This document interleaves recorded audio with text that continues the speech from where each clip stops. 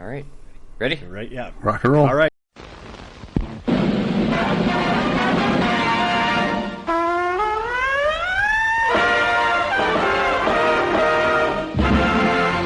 SNAFU. Situation normal. All fouled up.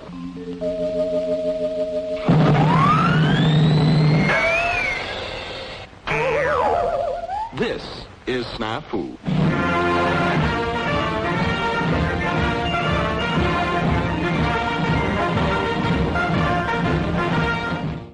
All right. Welcome to another episode of SNAFU. Episode 104. The American Dream. Is that what we're calling this episode? Well, yeah, we'll touch on the Armies of the United States. So we'll let everyone dream lovingly for the first bit before we read the rules. Most nightmares are dreams, too. Yeah. It's true. It's like Freddy Krueger, yeah. Yeah, I mean, yeah. That's most of you probably won't have your books by the time you see this, or listen to this, I guess. Or maybe they will. Maybe. Coming soon? Is it still pre-order right now? Or is it out now? I don't actually know. I think it's still pre-order. I mean, it's supposed to drop, I thought like the 20th or 21st or something. 25th? 25th. I think. I wonder how any shipping tariff thing causes any delay on that. No, it just costs more. It just damn fair. So someone is going to cost more, yeah. Yep. It's kind of a wonky thing. How does that work? Like if you've prepaid. Well, I got good news for you. Nobody knows how it works. Right? Spin the wheel, see what it comes up with. All right. Well, last rumor I had is like nobody was on staff to actually collect any of these tariffs, so they weren't actually charging tariffs at the border. Oh, okay. Well, sweet. There we go. That's the easy answer to the problem. Then we just rattle cans loudly. We just fixed the glitch. Yeah. I just basically. Can I have my red stapler back, please? It's a really nice stapler. All right. Jesus. All right, let's start with hobby. You got Dale in here. Dale's not here tonight. Oh, and you know what? Nobody said hi. Say hi, Pat. Hello. Say hi, Jeff. Hi, Jeff. And I'll say hi, Rick. We're all here. Well, three all quarters three of except for us. Dale's traveling, so we thought we would do this without him. 3 out of 4 ain't bad. In fact, he told us to do it without him. He command us, Lord. Yeah. Yes, he did. So it's all good. Wherever Dale you are, enjoy yourself. And we miss you. Yeah, we miss you. You've been gone for a while. Anyway, all right, let's talk with some hobby. I guess I'm on top of the list tonight. So yeah, you're on top tonight. Yeah, so I've been doing lots of stuff. I've got most of my German army primed. Nice. I'm waiting on bases from one of our listeners who likes to resin print. So I got some sweet bases coming hopefully soon. Got a bunch of stuff assembled, and then I started dabbling in oil paints, which is interesting. Yeah, it's an interesting endeavor. Everyone says it's better. Okay. But holy fuck, is it hard. It's a lot of work. Sounds like actual artistry. So talk about some of the differences, because I don't know what the difference is. Okay, so acrylic is like, the pigment is so okay, let's like base level paint. Here's what paint is, right? Paint is a pigment in some medium type of a liquid that holds that holds it all together. Okay. Acrylic is in some kind of acrylic liquid, right? The acrylic is the actual medium that holds the pigment. Okay. Okay. Oil paints are dissolved in a linseed oil, but the biggest difference what that does is it dries much slower. Okay. So that's the first thing that happens. Like glacial? Glacial. Days, right? Like acrylics, minutes. Right, I have shit on my palette that dries in minutes. Like it frustrates the shit out of me when you're painting white, and it's all dried out. Yep. Right, that's my one of my biggest beefs. So this dries in days. Right, so what that allows you to do is you can paint two colors next to each other, and then you can seamlessly blend them together. Okay. By just dabbing it with a brush, right? So you're essentially pushing paint back and forth until you get the filter that you want. So like it does make incredibly good gradients, and you can mix. It's a little bit different that the paints don't necessarily mix, if that makes sense. It's like you're getting like this just beautiful gradient between the two colors. So you can go from like it's kind of hard to get the right color. Like it's a lot more color theory too. That's another step of it, but. That's the big difference. You don't use water, you use mineral spirits, which is a little bit annoying. You use a glass palette, so I use a piece of glass plating to paint on. That's where I put my paint on. I haven't done a session for a couple of days, but I could probably rejuvenate every paint on my brush on my palette with just a little bit of mineral oil. Or mineral spirits, excuse me. Okay. So, you can reactivate all of the paint on your model if you want to. You have to, tap mana for it or something? No. If you just paint over it, it will naturally, if you put enough liquid on top of old paint, it will reactivate that paint. So... Okay. So, how do you stop that process then? Because at some point you want the model to be done, right? Varnish it. Okay. So it's kind of the same process. So what a lot of guys will do, and this is kind of the process that I followed, is first of all, I started looking at stuff on YouTube.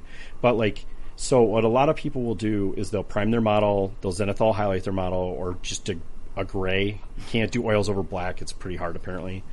And then you kind of what do they call it? Template the model. So you use essentially contrast paints or the Army Builders speed paints, and just paint your model like you would normally, but you're just getting blocking it out. Blocking it out, yeah, exactly. You're just getting the colors where you want them, and then you're able to do the oils over that once that's dried. Acrylics and oils don't mix, so they won't. One doesn't impact the other so much, right? I'm painting acrylic over oil right now, and it doesn't activate the oil again, and vice versa, right? You can put oil over acrylic, and the acrylic doesn't get messed up. So it's kind of a nice second bag. It doesn't do crisp well. That's the other thing, right? So really good for organic shapes like cloaks and capes and stuff. But if you're doing stormtroopers, maybe not the best thing. Maybe Space Marines. Depends on what you're going for. Okay. What I've seen a lot of people do is they'll paint their Space Marines a solid color, do contrast paints, and then if they want to build up a highlight, they'll use oil paints to build up the highlight from there because you can get good gradients out of it. So you can mix in between. So that's what it is. You can do pretty sunsets and stuff with them too. Yeah. It's beautiful trees or pretty trees or what? Sistine Chapel ceiling, yeah. Yeah, no, I'm not that good. I'm really not that good at all. Fancy though. But it requires a second set of brushes. They recommend you don't use your good brushes for this. Sure. Mineral spirits will destroy your Sable Kolinsky brushes real quick. So they suggest using synthetics, and yeah, it's just kind of I was intrigued by it. It's useful for lots of different things like weathering tanks and shit. So a lot of those guys will do oil. Interested to see washes. the results. I am too. I'll see. We'll see what it. I think it's going to take some effort and some patience and some dedication and following lots of tutorials. James Waffle famously uses a ton of oils, so his style is very based on oil painting. If you're familiar with him, you've seen him. I'm familiar with him. Yes. Yeah. I have a collection of his videos. Yes. Yeah, but he's been posting a lot of shit on YouTube too, so he's got a lot of stuff going. So, that's me. Jeff, how about you? Let's see. Backtracking just a little bit, I painted up 5 Crusader tanks for Adepticons for doubles, which was printed and painted, which was fun. I got a little lazy. I've been FDM printing the hulls of the tanks, and then I just resin print the turrets. Sure. Because when anyone pays attention to any detail, they're looking at the turret anyway. Kind of the top of it's kind of the face of the tank. Exactly, it's the face of the tank, and that's where you want the detail at. So tank face, right? Plus, I was doing autocannon tanks, and those autocannons are way too spindly to print on an FDM printer. Yeah, right. Too. So, right, but I like them. I have one of the Warlord models too, so I bought one of those first to test it against. The problem is the barrels on the Warlord kit are pewter, or whatever the metal equivalent of pewter they're using now is, and those damn things bend so friggin' easy. Shoot around corners, and then exactly, shoot around corners or Looney Tunes and shoot in 5 different directions. So I just I'm going to print my own turrets and just use this as a size reference. Which is fine.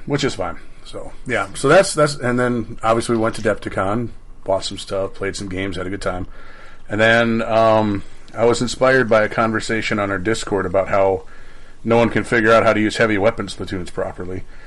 So I may have 3D printed an entire American heavy weapons platoon to try it out. So America. Hey, and they're painted. Talk about them later. Wow. Yep. Yeah, I cracked them out. So machine guns? 5 machine gun teams and 3 mortar teams. Yeah.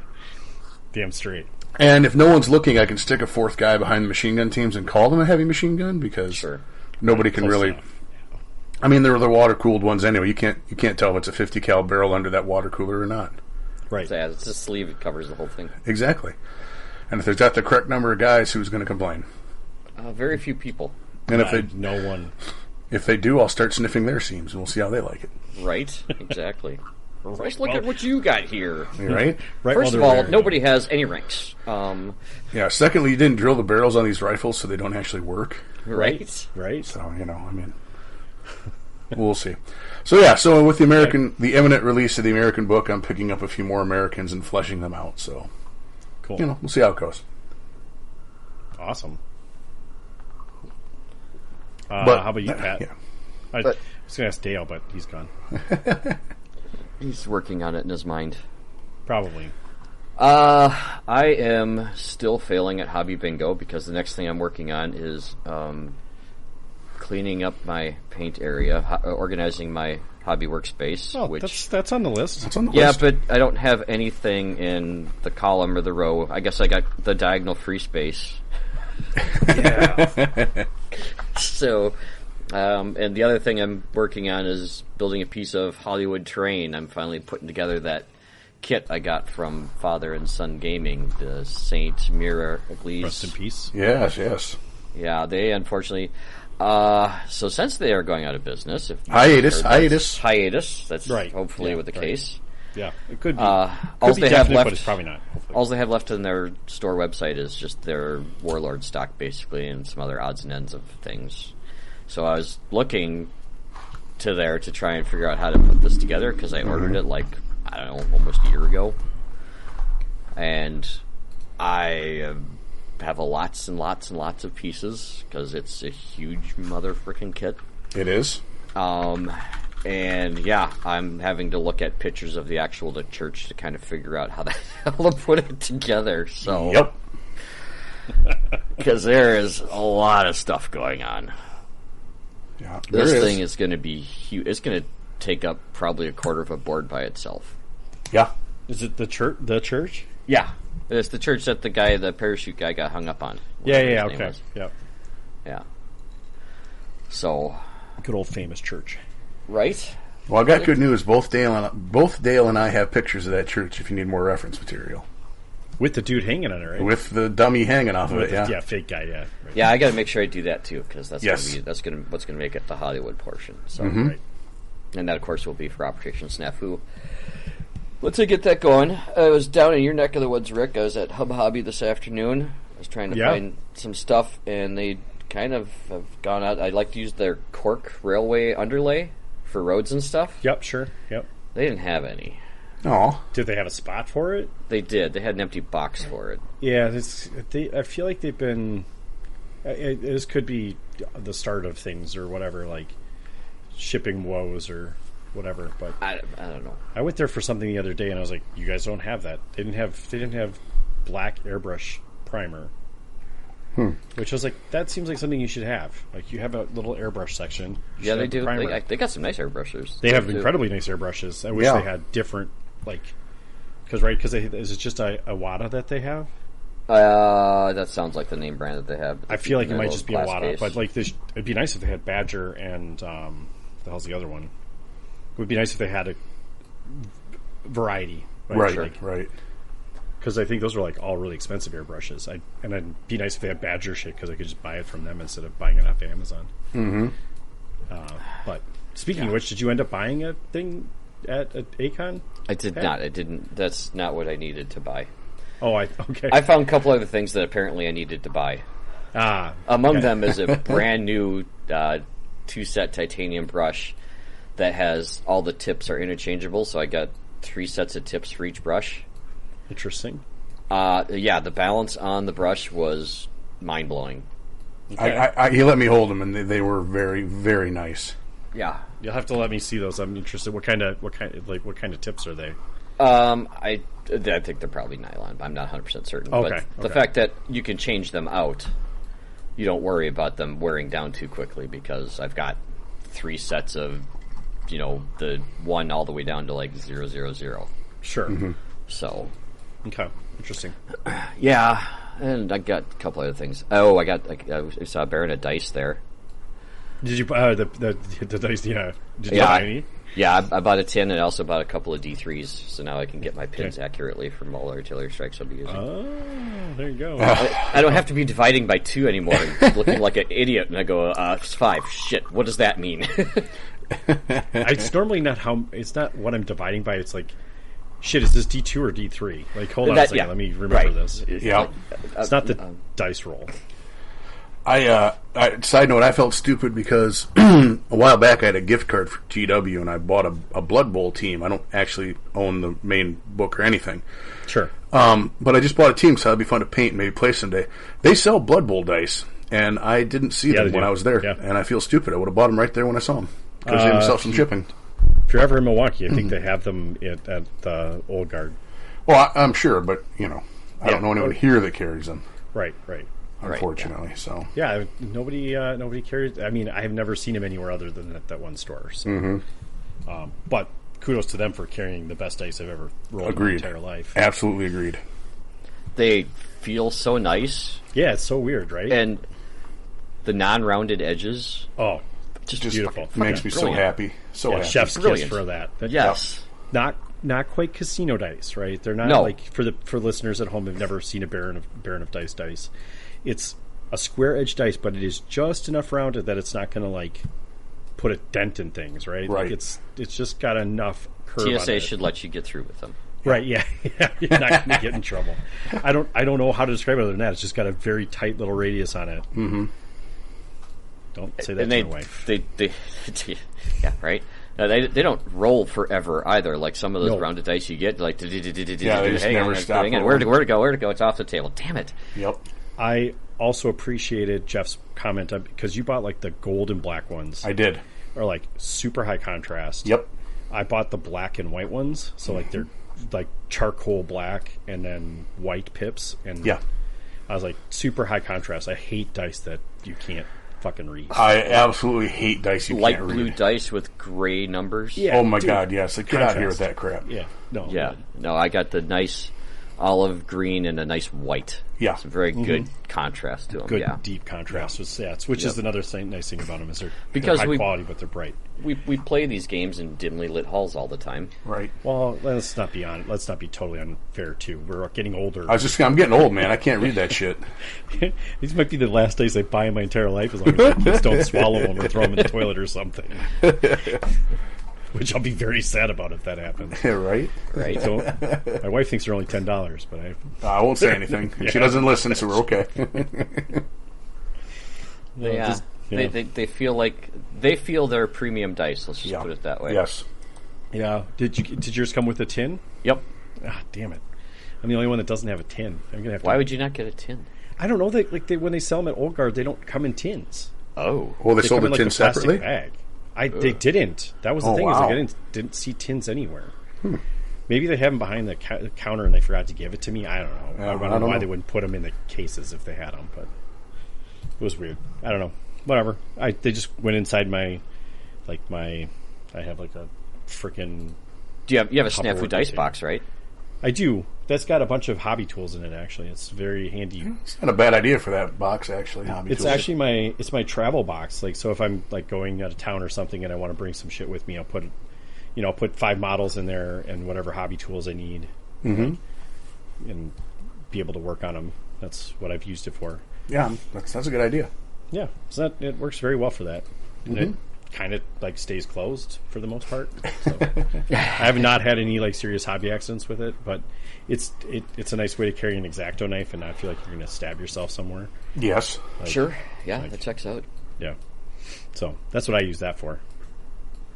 And now it's like when I'm at home, it just has the tools I don't use as often, but I had them out. it had all my dice, all my order dice, and all my tokens and stuff all in one spot. Yeah, I have like one of those, well, a plano, that's what they're called. I was trying to think of the name of it. Like the Tupperware containers that have a bunch of dividers in them.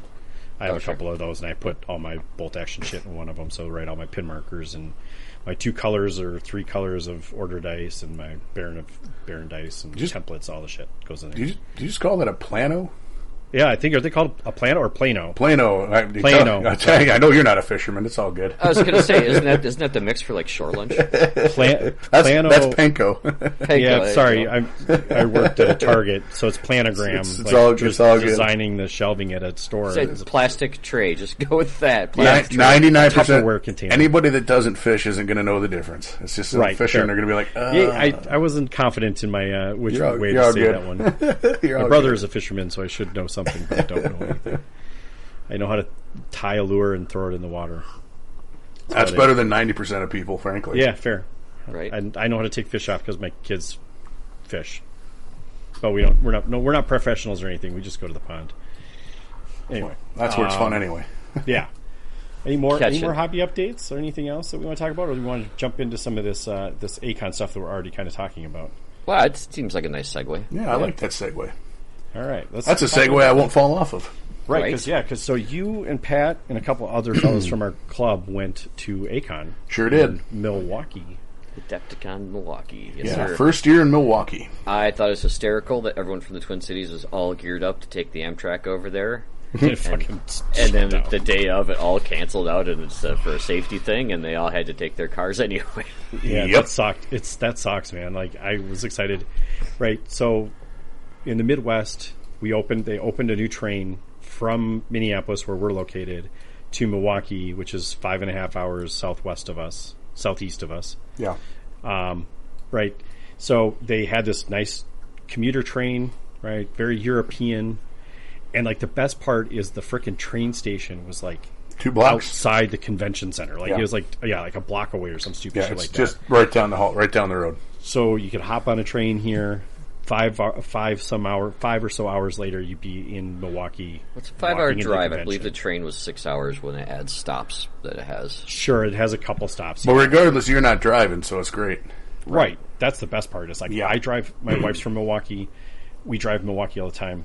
It's the worst drive in the world. It is the worst drive. There's nothing to see. Yeah, particularly the Madison to Milwaukee part is just god awful. Spring when everything is just brown. Yeah, right. Yeah. And like there's a chance of snow. There's a chance of blizzard like all the time. Yep.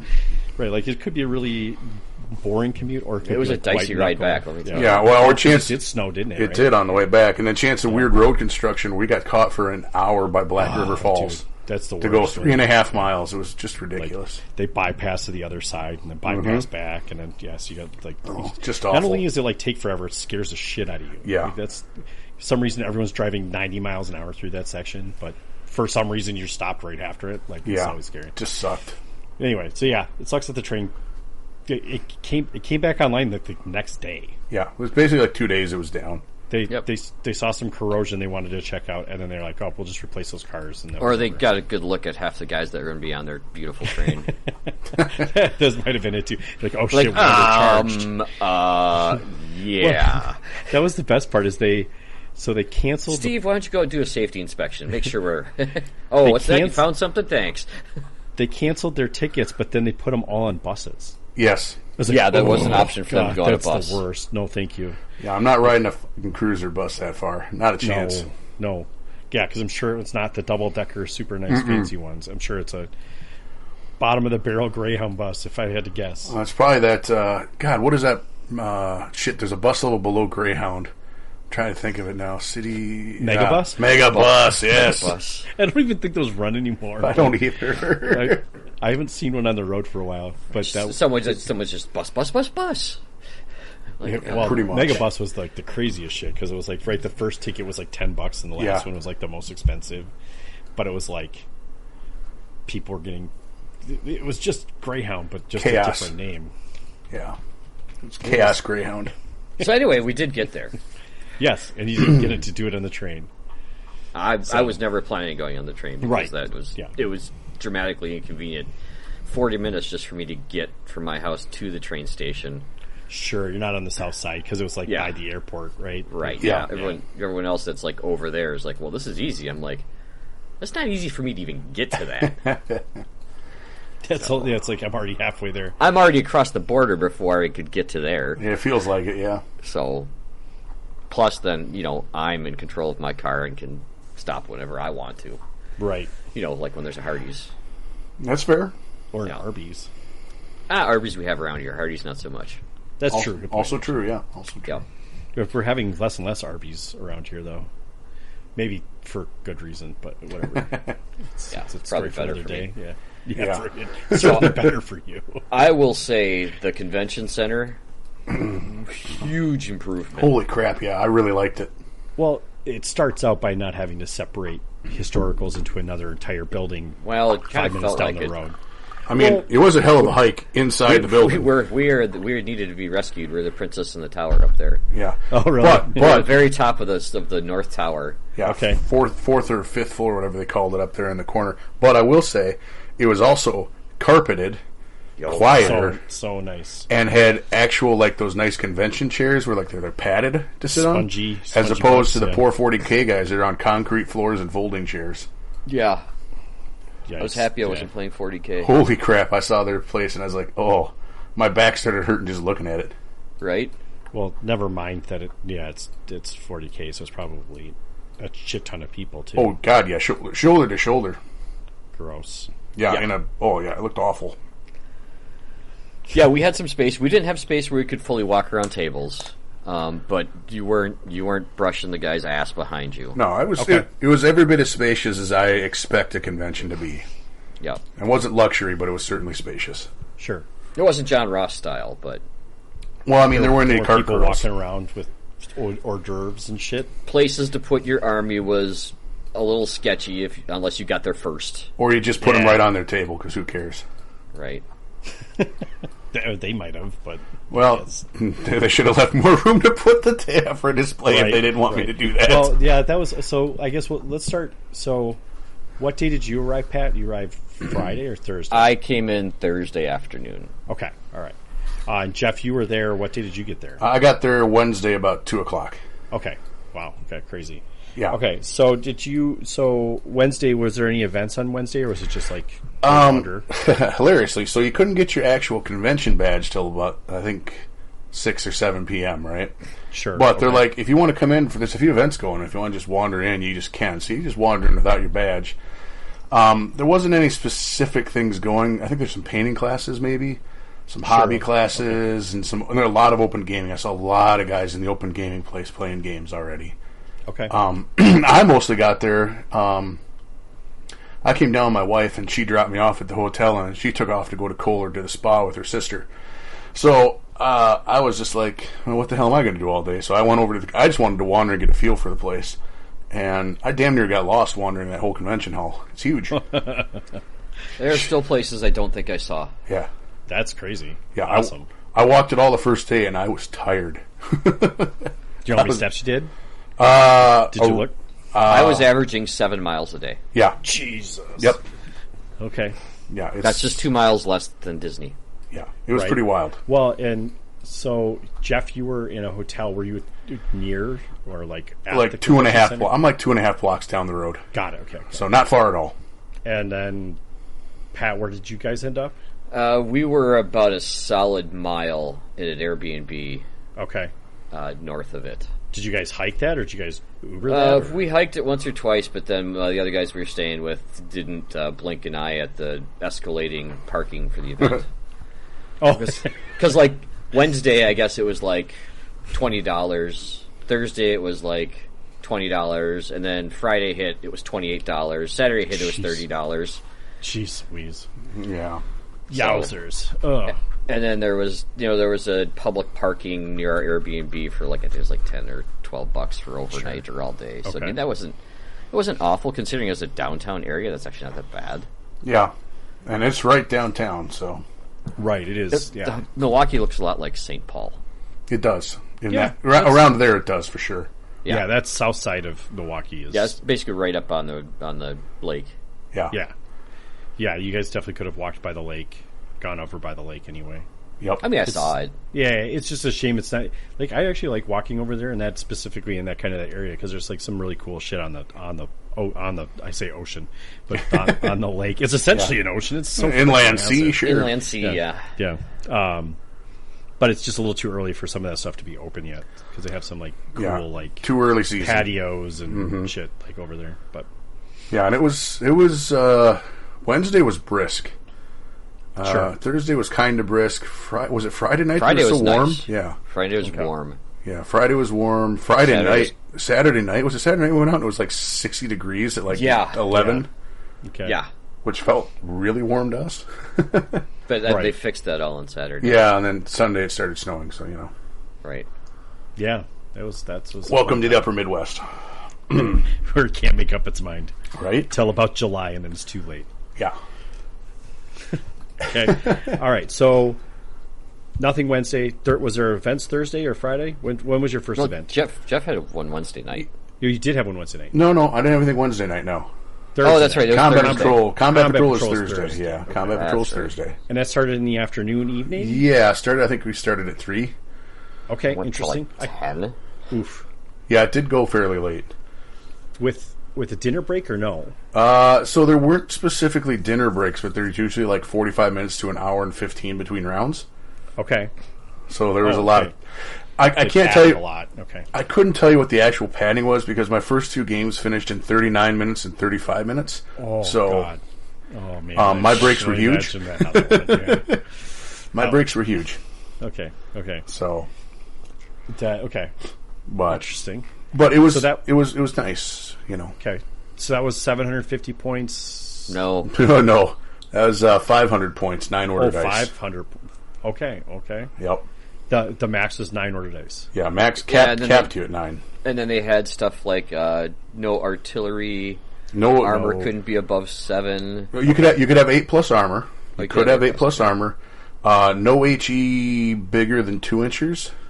Okay. No observers. No engineers. No flamethrowers. No fun. Well, So this was the event made for the Puma. kind of, yeah. Except the Puma's fairly expensive in this. Yeah, it's kind of 160 or something. Although, having said that, my last game was the guy had the DACA Panzer III, so Oh, okay. which just fits just that is a tough nut to crack in a combat patrol in a 500-point game. Yeah. I could see that being kind of tough. Yeah, we'll get to that, but yeah, it was rough. Okay. All right. But and they had all right. Wait. Well, let's just go through your games Sure, then, sure. because you just told us how fast they were the first 2. Yeah, well, the Recapping should be shorter. the first game, if I remember correctly, the first game was effectively kill points. Firefight, it looks like. Yeah. Okay. It's effectively kill points. And fellas, I brought my U.S. Army. A couple 3 squads, minimum size squads of dudes, a bazooka team, a Jeep with machine gun, a Jeep for transport, and M16, the half track with the quad HMGs on it. Meat chopper. Yeah. Okay. Yeah. Because, why not? Fellow I was playing real night. I apologize if he's out there listening because I'm terrible with names. And I didn't write it down, and I was getting a cold or something that day, so I lost my voice. No. I lost my voice already, so that was fun. Yeah, just like right away. Yeah, like right then. Just as soon as I get there, it's like, Wednesday, you don't need a voice. Fuck you. So, anyway, he had Americans. He had it was very similar, actually. He had infantry squads. I think pretty standard, and then he had 2 Greyhounds. Oh, okay. Which I was concerned about, obviously. Right. Yeah. But we were playing on a table at a big open square with a fountain in it in the center of the table, and they were 4x4 tables. Sure, smaller. Okay. Yep. Yeah, he brought his Greyhounds up to the middle of the press. I brought my Jeep with the bazooka team out. Guy with the bazooka hops out. Guy with the bazooka puts a round right through a Greyhound and kills it. Get the first order dice next turn. Put the bazooka round right through the other Greyhound. Oh no! Basically, longer point blank. No more. concerned Yeah, I'm not worried about the Greyhounds anymore. Yeah. And then the meat chopper just mopped up guys. Okay. So yeah, we were done in 39 minutes. It was a fun game, but yeah, it was rough for him. I'm all over the place. How long were those rounds actually supposed to take? I think an hour and a half, maybe 2 hours. I thought they said 2 hours and 45 minutes for those. Dear Lord. I can't, again, I can't tell you. There was a lot of space in there. I mean, I went and got a sandwich after that, so. Okay. Yeah, but it was a fun game, super nice dude. And it's one of those ones where if the dice goes somebody's way, that's just how it goes. Right. And at 500 points, like, you don't have a lot of room to, like, absorb, casualties. Right. I wonder how many other games kind of ended like that. Yeah. I'm guessing a lot of games went fast. Yeah, not two plus hours, yeah, for sure. I'd be surprised if anyone didn't finish. You'd really have to be talking it up to not finish, I think. Or like having to look up everything. Yeah. But yeah, it was a good one. Ouch. Okay. How about the second game? Yeah. So the second game, I got to play one of my favorite people in the world, Paul. Oh, Paul G. Paul G. Yeah, we often like to drive 6 hours to play guys from our hometown. Well, now to be fair, how many games do you play with him around here? Probably more than anyone else. Oh, okay. Well, there you go. I mean, that's not saying a ton because I don't play a ton of bolt action games around here, but right. Paul and I have played more times. I think he might be my most played opponent, if we're not counting play testing. Sure.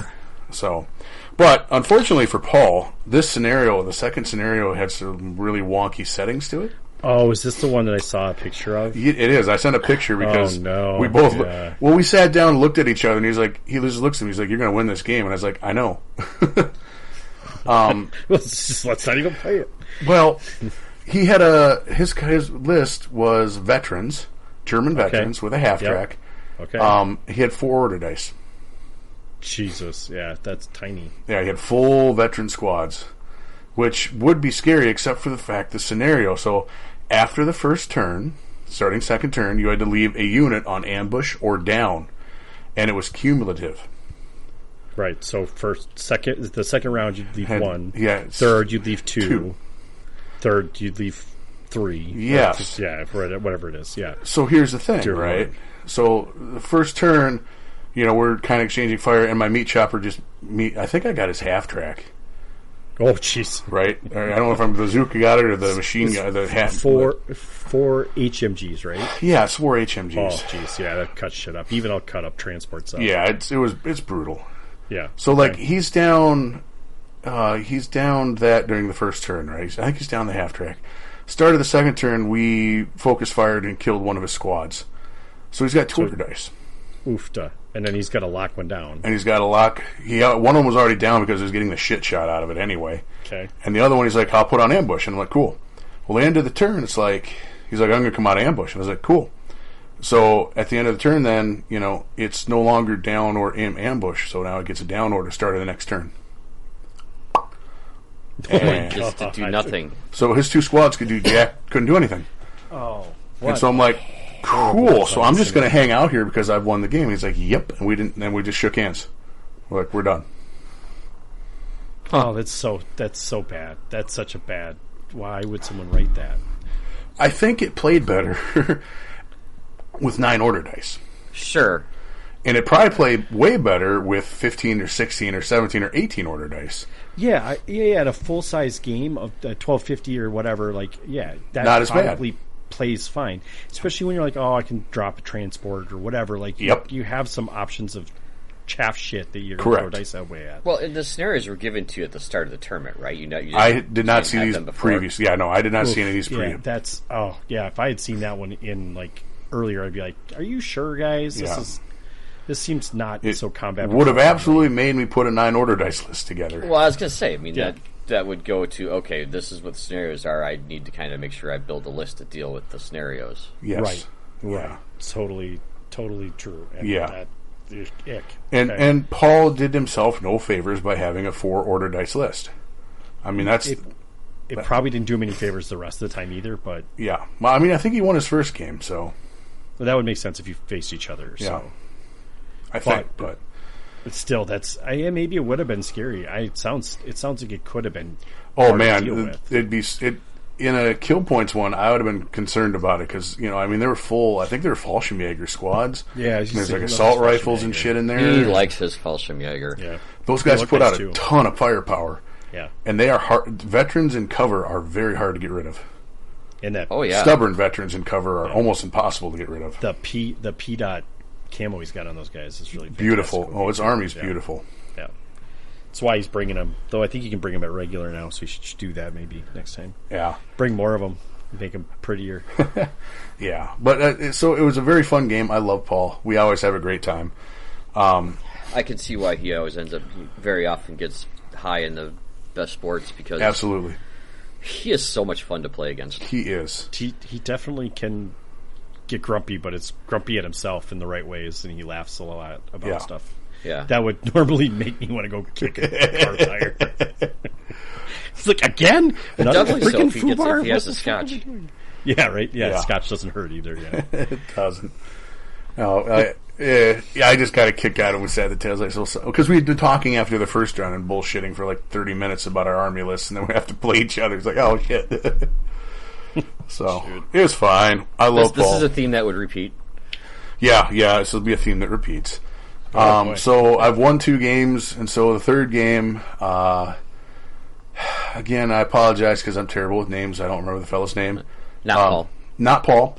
He was one of the fellows, spoiler alert, who will be playing for first place, or at least placing in the doubles event the next day.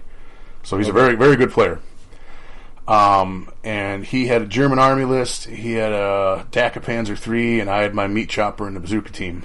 And the scenario was there were 3 objectives down the kitty corner to corner. Is this the guy that Bo interviewed?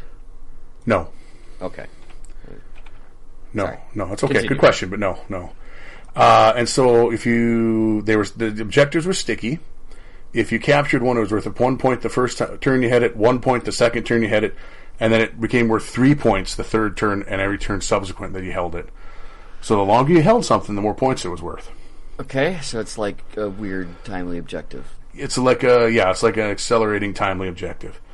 On crack. On crack. So I got on my objective right away. He got on his objective more or less right away. And then we're trying to, it's really hard to shift guys off of an objective when it's a combat patrol and you just don't have enough guys. Sure. So he has his Panzer III in some trees up in the center. I've got my meat chopper in some trees up in the center of the bazooka team. I got the first lucky shot. Bazooka hits, doesn't penetrate. Shit. Naturally. Yep. And then used it all up on the Greyhounds. I did. And then my bazooka team got aced, and then he finally killed my half-track. I couldn't make a cover save to save my life. And he was able to push the center objective on the last turn, right? So we're equal numbers on the corners, and then he pushed the center objective on the last turn and got 1 point for that. And the game's over. Like, he's all right, that's the game. And I was like, yep, but you needed to win by 2 points. So it was a draw. Myself. Oh, no. Yep. He looked at it as a son of a bitch. It was a draw. Which was great for me, I guess, but like I felt bad for him. Basically, if either one of us had won that game, I think we would have placed in the top 3 or 4. Okay. Right. But by drawing the game, I think he placed 8th and I placed 10th. Sure. But they also remember this one also takes into account your painting scores, your sportsmanship scores, and all that, and your all that. And my painting is adequate but not fantastic. His army looked great. Mine is very adequate. Sure. I strive for tabletop. Yeah, it was tabletop. It wasn't bad, but it was very tabletop. Okay. So, anyway, end of the day, win 2, I draw 1. I am very proud to say I'm still undefeated in the United States of America playing the United States. So, a couple draws in there, but I never lost. How many people were at the tournament? Oh, a lot. I want to say like 40. Damn. That's great. 38 to 40. It was a awesome. big crowd. It was a big crowd. I heard that this was a very well attended combat patrol and doubles. Oh yeah, the doubles was huge. Yeah, like incredibly well attended comparative to previous years. Yeah. Okay. And I hadn't been there in previous years. Well, that's fair. It's all about that. It'd been a couple years since I'd been there too. So see, these are all things. And other than that second scenario, the scenarios were perfectly fine. Different, but they were fine. I didn't like that second scenario, but just for combat patrol, I think it plays better in a bigger game. Yeah, I think that's just the feedback, right? Is like, maybe they did play test it, but maybe they didn't play test it at a combat patrol level. Yeah, I think if you both had 9 order dice, it might not have been terrible. Right. I still wouldn't do it at that short an order dice. I still think you should have like 12 to 15 to play that scenario, but Paul was just shafted with 4. I feel like the biggest thing about that scenario is that you need to give that to people early. Yeah, people need to know. You can't show up day of and be like, here's a weird ass thing you've never seen before. Well, you hold on to your pants for tomorrow then. Oh boy. Nah, that's going to be great, I'm sure. But it was a super fun event. The tables were very nice. That's cool. Some tables were better than others, but there was no table I looked at and was like, this table blows, right? There was no fucking candy cane table? No candy cane table this year. Oh, thank Lord. Right? So, like, every table there was, at worst, above average. Okay, that's really great. Awesome. That'll be my feedback. Do I think SNAFU has slightly better tables as a whole? Yes. But that's part of the shtick you guys got. That's part of my bias, too. So, I'll freely admit I'm a little biased, but these were very good tables. For the most part, these were excellent tables. There were just a couple that were just, average, but mostly excellent. End of the day, finished 10th overall. You know what? I'll take it. Top 25% is pretty good if it was 40 people. Yep, I'll take it. Yeah, math checks out. Yeah, I'll take it. It's just outside placing for anything, which is fine. I think I got some another box of Italian black shirts or something. Sure. Okay. Oh, I should mention their prize support was fantastic. Okay. Absolutely fantastic. I really liked the way they did prize support. So, like, the first whoever placed got to go up and pick off the table what they wanted immediately. And then they literally just went down the list of where everybody placed, and when your name came up, you got to go pick something off the table. I like that. That's cool. So everybody got something, which was nice. It's always kind of cool. Yeah. And they had enough prize support. Like, there was still decent stuff up there when the last guy got up there. Okay. So yeah, it was really, really well supported. And it was a fun tournament. I like Combat Patrol because they play fast, and it's fun. I think it's no Recon Rumble. It's no Recon Rumble, but but it's got a different name. It does. It does. Third edition has it might need some tweaks at 500 points to make it a little more balanced. These guys had some tweaks in there, I think, to try to like put some control rods in it.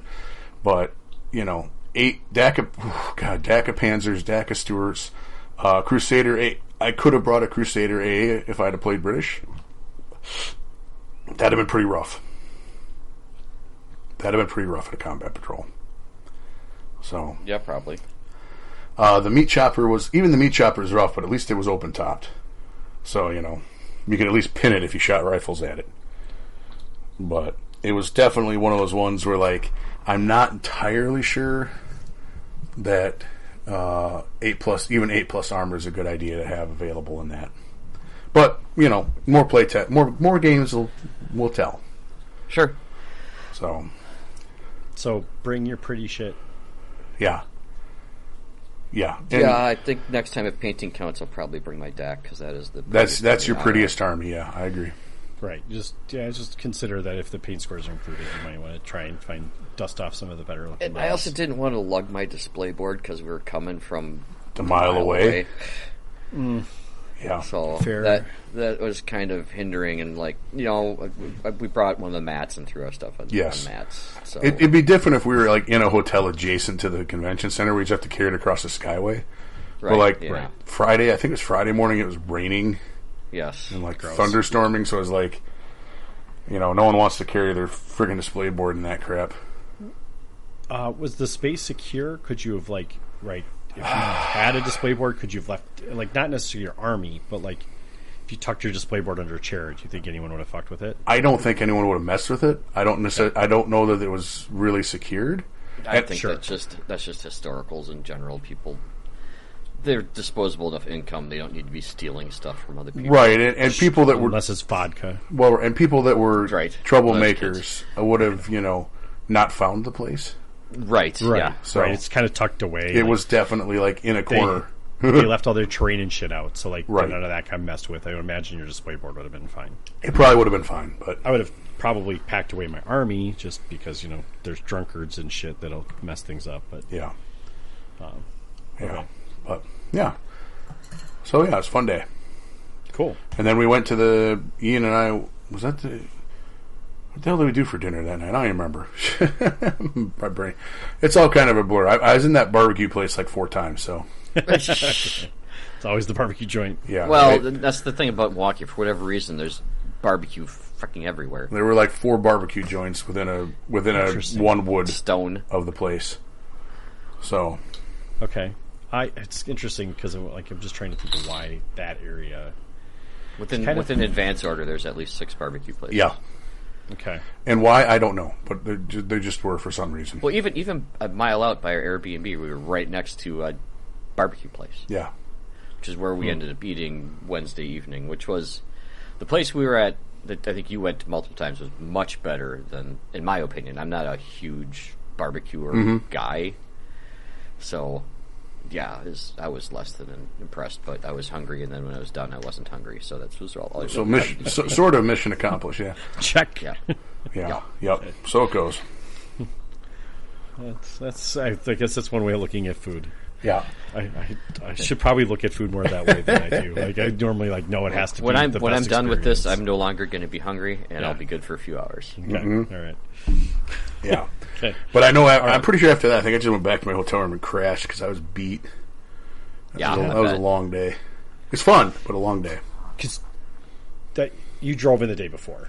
We drove in the day before, yeah, Yeah. and I'd walked all over the place. But again, I was starting to lose my voice, and I was tired, and I knew Friday with the doubles was going to be a very long day. Right. Yeah. So let's dive into that one. Sounds like it was massive. Huge. Yeah, it was another 40 teams again. Okay. Teams. Yes. Played on a 4x6, right? Played on a 4x6. Full size normal table. And what was the format again? So I remember, like $750 a person. Was that what it was? It was $1,600 per team. You could split it up however you wanted to. Okay. If you wanted to be considered for best painted, you had to be within like 5 or 10 points of each other. 5 or 10 points of each other. Oh, You want yeah, to like split evenly. Oh, even Right down. around Got it, 800, okay, but you okay, got okay. about Yeah, 10 points of wiggle room. And, Got it. we did, but Jeff and I obviously were not best painted. We're not people, best especially painted. when John Stentz and Paul G are in the same competition. Well, and Well, there's more. There's other people. there that are tons of great Well, painters spoiler there. alert, they won it, so Yeah. Good for them. But there are tons of great painters in the area. Beautiful armies. yes. Like I need to sit down with John because like the thing about John, and this is no dig on John. John isn't the best painter, but what he does He's very creative. he's figured out like how to make shit pop, and like he's got the formulas down. He's like, you're right, he was a former TO.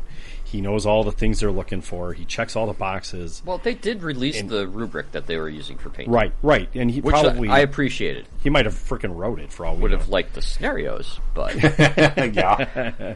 Yeah, but so anyway, like his stuff is incredibly pretty to look at, but then you look closer, like there's definitely people that blend shit better and do other stuff better. Well, there are definitely but John's stuff looks great. Yeah, there are definitely technically better painters, but That's more or less. But what his I'm saying stuff is, yeah. looks fantastic. Yeah. Like he's got the mojo down. Like he's figured it out. Mm-hmm.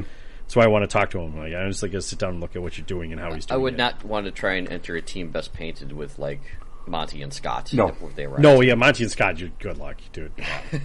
and I know like what Monty does is a lot of the same stuff Stentz does.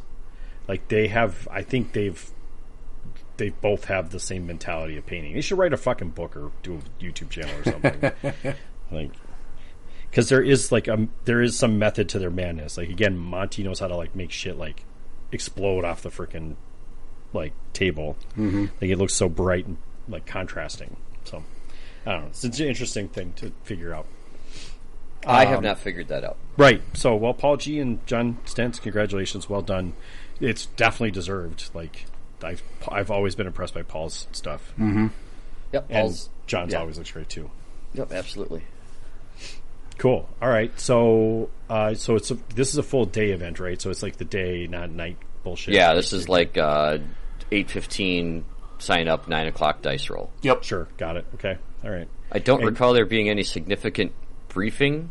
There was a very quick briefing. Like, Okay. hey, thanks for coming. Go play bolt action. Pretty much, yeah. Here's your scenario that you have not seen yet. Yes. Okay. Well, Jeff, you did get the pack at like 8:15 when we came in, right? Yeah, I got the pack when I walked in the door, yeah. Yeah, so that was the first time. So I had about a half hour-ish to peruse. And tweak okay. your army list. Oh, wait. Yeah, no. right. Certainly for scenario 2, my army list would have been way different. Holy shit. We'll get to that in a hot minute. Yeah, let's start with scenario 1. So scenario 1, we played against some people from Wisconsin who have actually been in Operation SNAFU. Oh, cool. It was Megan and her husband, who I jokingly call not Tom. Yeah. I think his name was actually Mark. And but like the three, Megan, Mark, and Tom were the ones that came over to Operation SNAFU. Yep.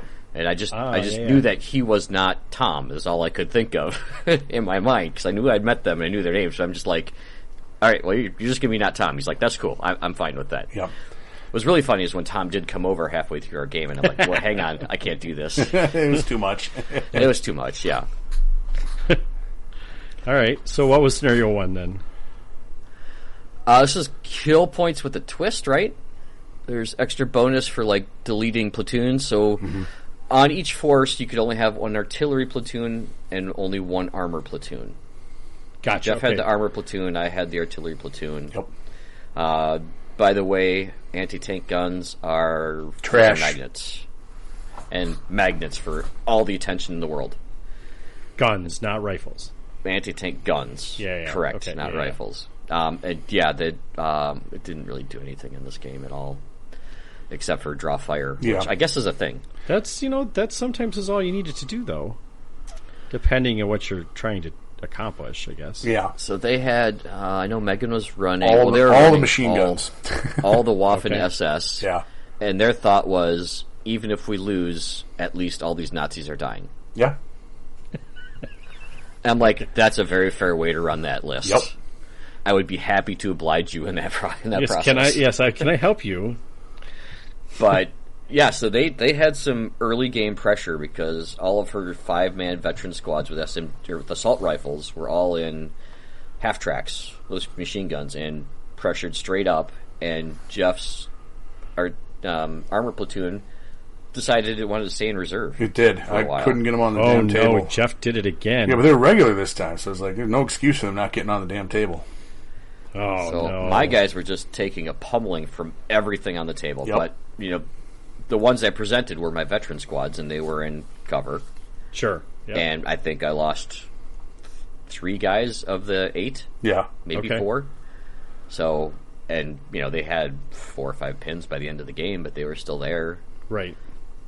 Okay. And then finally, turn 3, Jeff's crap is coming on and rolling 6s left to right, and blowing Yeah. crap out of the water. I think we were neck and neck. We were down 3 dice going to the last turn, and then we finished up 12-3 and had deleted their armor platoon. Yeah. Okay. Yeah, it got pretty brutal right there at the end. Yeah, it really did. So, yeah, anti-tank guns. Poopy.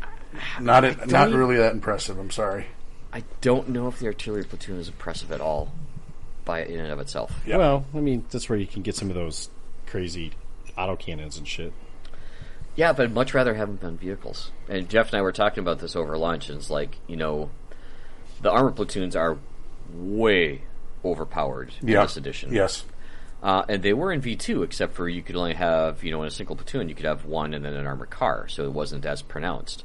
But then when people started letting in the theater selectors and people were taking the ones that were tanks and shit. vehicle, Yeah. when taking the vehicle selectors, those ones were starting to dominate. Yep. Yeah.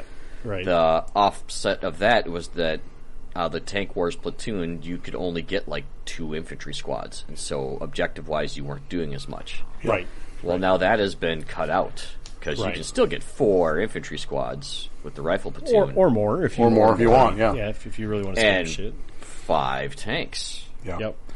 Yeah. Nobody complained about a single Dacus Stewart in a list in V2. It was always if you saw 2, 3, or 4. It was the people that were like maximizing their Yep. platoons by taking bullshit squads to Right. Yeah. You Get more mid-sized, tanks and stuff. inexperienced shirkers with Yeah. this. Right. Yeah. And that has not changed because 2, 3, or 4 fucking DACA Stuarts or DACA Panzers or DACA Italian tanks are still really, I think as soon as really you get good. past, I think as soon as you get past 3, it's the 4 or 5 that tilt that needle the other Right, way hard. Yeah. Well, and it's and you don't need to buy as much. Just not, the tax is not as bad, Yeah. right? To get 4 or 5 DACA Stewards only costs you 1 platoon now. Correct. Yep. Versus like buying several. You know, three. you have to have a bunch of 2, fucking 3, 4. Yeah. Yeah. Used to have a shit ton of dudes that were just bunch of wasting shirkers space. doing nothing. Now everyone's just got a bunch of inexperienced officers that just fuck around and do nothing. Right. I mean, that was Well, the no, case they in- don't do nothing. They provide a leadership bonus. They make Oh yeah, They that's got right. a bubble, Yeah. yeah. they make pins almost meaningless. Right. Yeah, That's beautiful. It's remarkable how much and how often that came into play. I mean, like, I've got a squad that's got 2 pins on it, and I still can pass on a 10. Yeah. Okay. I've got 1 pin, I can pass on an 11. Yep. Right. So Yeah, it's a thing. It's a thing. it's a thing. Maybe is that a big enough thing to bring snipers back? No. Hasn't seemed to yet. No. Hasn't yet. It's still not. The problem Snipers are the thing that's supposed to get rid of that. If snipers had better survivability, maybe. Right. If a sniper could take out the platoon commanders that were in an open top or soft skin, Oh yeah. Oh yeah. Yeah, for sure. That. Yeah. because Suddenly, most people have caught onto the trick that no, you put your platoon commander in an open top vehicle and you're extending his command range Yep. and Yep. you're protecting him. Yep. Yep. And he's manning a gun if you have an extra one for Yes. some reason. Right. Yeah. Yep. So Yeah, that was definitely a thing. the bones are starting to fall on the floor as we shake this V3 box around a little bit. Yeah. And big spoiler, Jeff and I saw this in play testing the 3rd or 4th month, and we're like, hey, Yeah. I think we all saw it when we saw anything to do with it. Yeah, it wasn't just you two. yeah, okay, yeah, yep. This This is has been horrible. this has been a did problem that. we've known about for what is it now? 4 Yeah. years? 4 years, Pat? Like, 2022. yeah, Almost 4 years. February Fucking 2022. knew it. Yeah, almost 4 years. Yeah. Like having like, all right, like this is no, whatever. Like we were looking at competitive bolt action, and we saw what people were doing in competitive bolt action, and you're like, this was not the spirit of the game. Mm-hmm. And the only thing that V3 did was make it easier to do that shit. Yes. Like it's all it did. But it made flamethrowers tougher to get and pay more. It made the Well, flame. and then they're worse. It made Flamethrowers flamethrowers were- worse. They made flamethrowers and multi launchers worse. Now, did they make them worse enough? Probably not. But Well, they had the fact to make the multi launchers worse. right, that fair. Good point. Yeah, they did. They had the That's fact right. to do that. They were supposed to be worse. We're than on they 2 or did 3 end up facts being. now. 4. There was like a stealth one in there. Yeah. Two and then a mini. Oh, was it And the 2 mini and then the stealth correction, one yeah. came in? Yeah, okay. Yeah, 2 and the. No one else remembers this? Okay, good. We deleted it. Yeah, good, right? Yeah. Fucking gaslighting us. Well, I mean, I can only imagine the playtesters have seen more nerfs, had to play with more nerfs. Yes. Because it's been because we knew it was a shit show at the start. And it just, Oh, it didn't. To be fair, the game is still really fun to play. it is. It is. I've really it's just- enjoyed all the games I played. I had a lot of fun. It was a blast. I mean, spoiler alert, if you guys watch, I watch Bo's videos, and they just said whatever tournament just finished up, there was a lot of salt comments for Roll call? yeah, Is that what about you're the talking Finnish player that won. Not because he's not a good person. The dude is an awesome dude. But what you can do with the Finnish was I was like, that seems episode kind of 103. freaking sweet. drawing some salt. Well, because their tanks are dramatically undercosted. Yeah, they're not pointed Yep. appropriately Yep. for what they are, but Yeah. don't worry, I'm sure that they'll wait until everyone buys a bunch of them, and then they'll Well, once stock gets Jump. low, they'll change yeah, those. yeah. It's a different kind of stock market. Because like the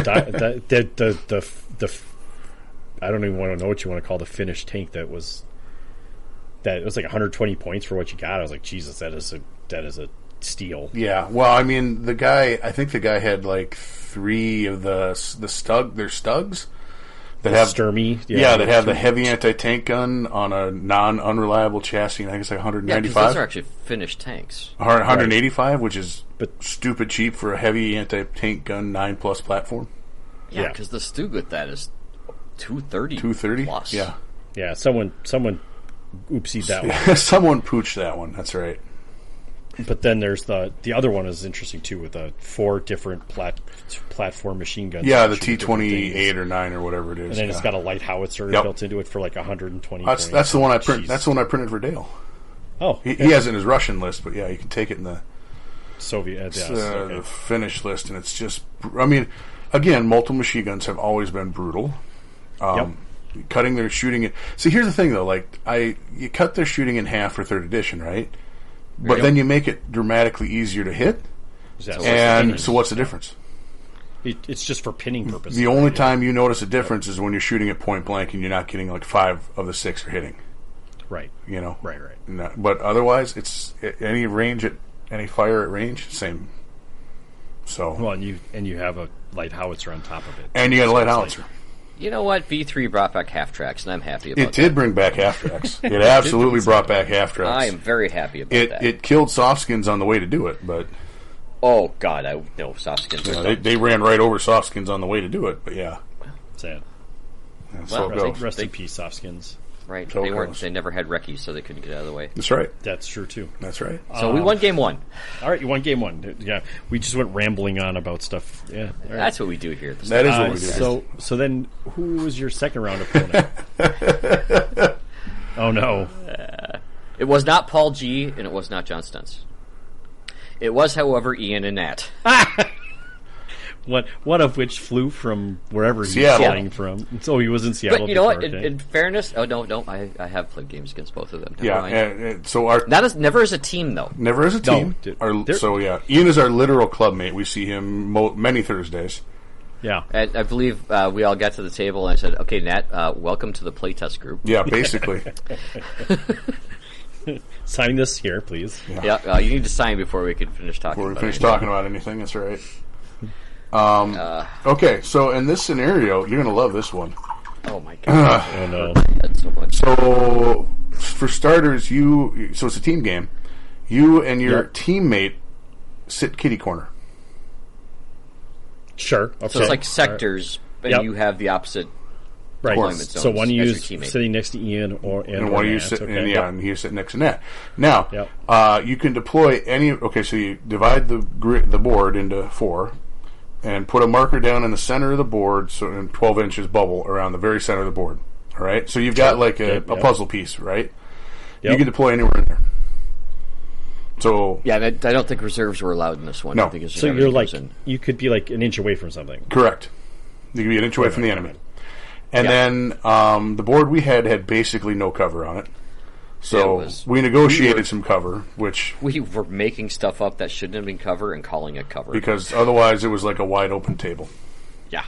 So neither one of you were going to be happy with it, for sure. Well, no, not necessarily, because of what our opponents were playing.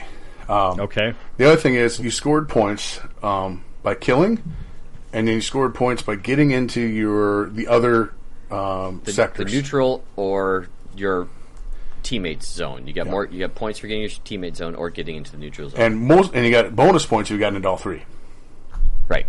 Okay. So basically, you want to get into the other zones of the board. Sure. Now, where that's going to become a problem is that Ian's list is almost all mounted in white scout cars.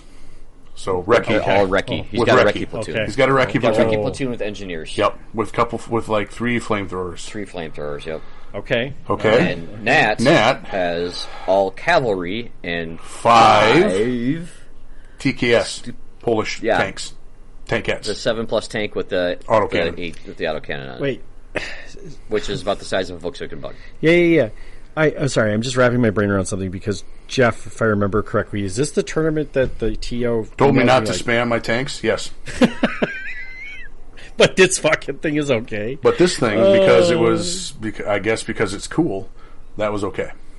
Because 3 flamethrowers is not spam? Well, 5 TKS of the same tank was not spam? Yeah, I know.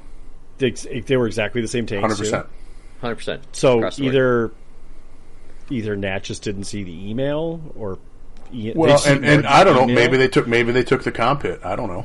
Yeah, maybe. They might have just taken the comp hit, and maybe I should have in retrospect. But let me tell you what. All right, 5 TK little cockroach dudes and cavalry running around is very hard to nail down because they can wreck you away from you, right?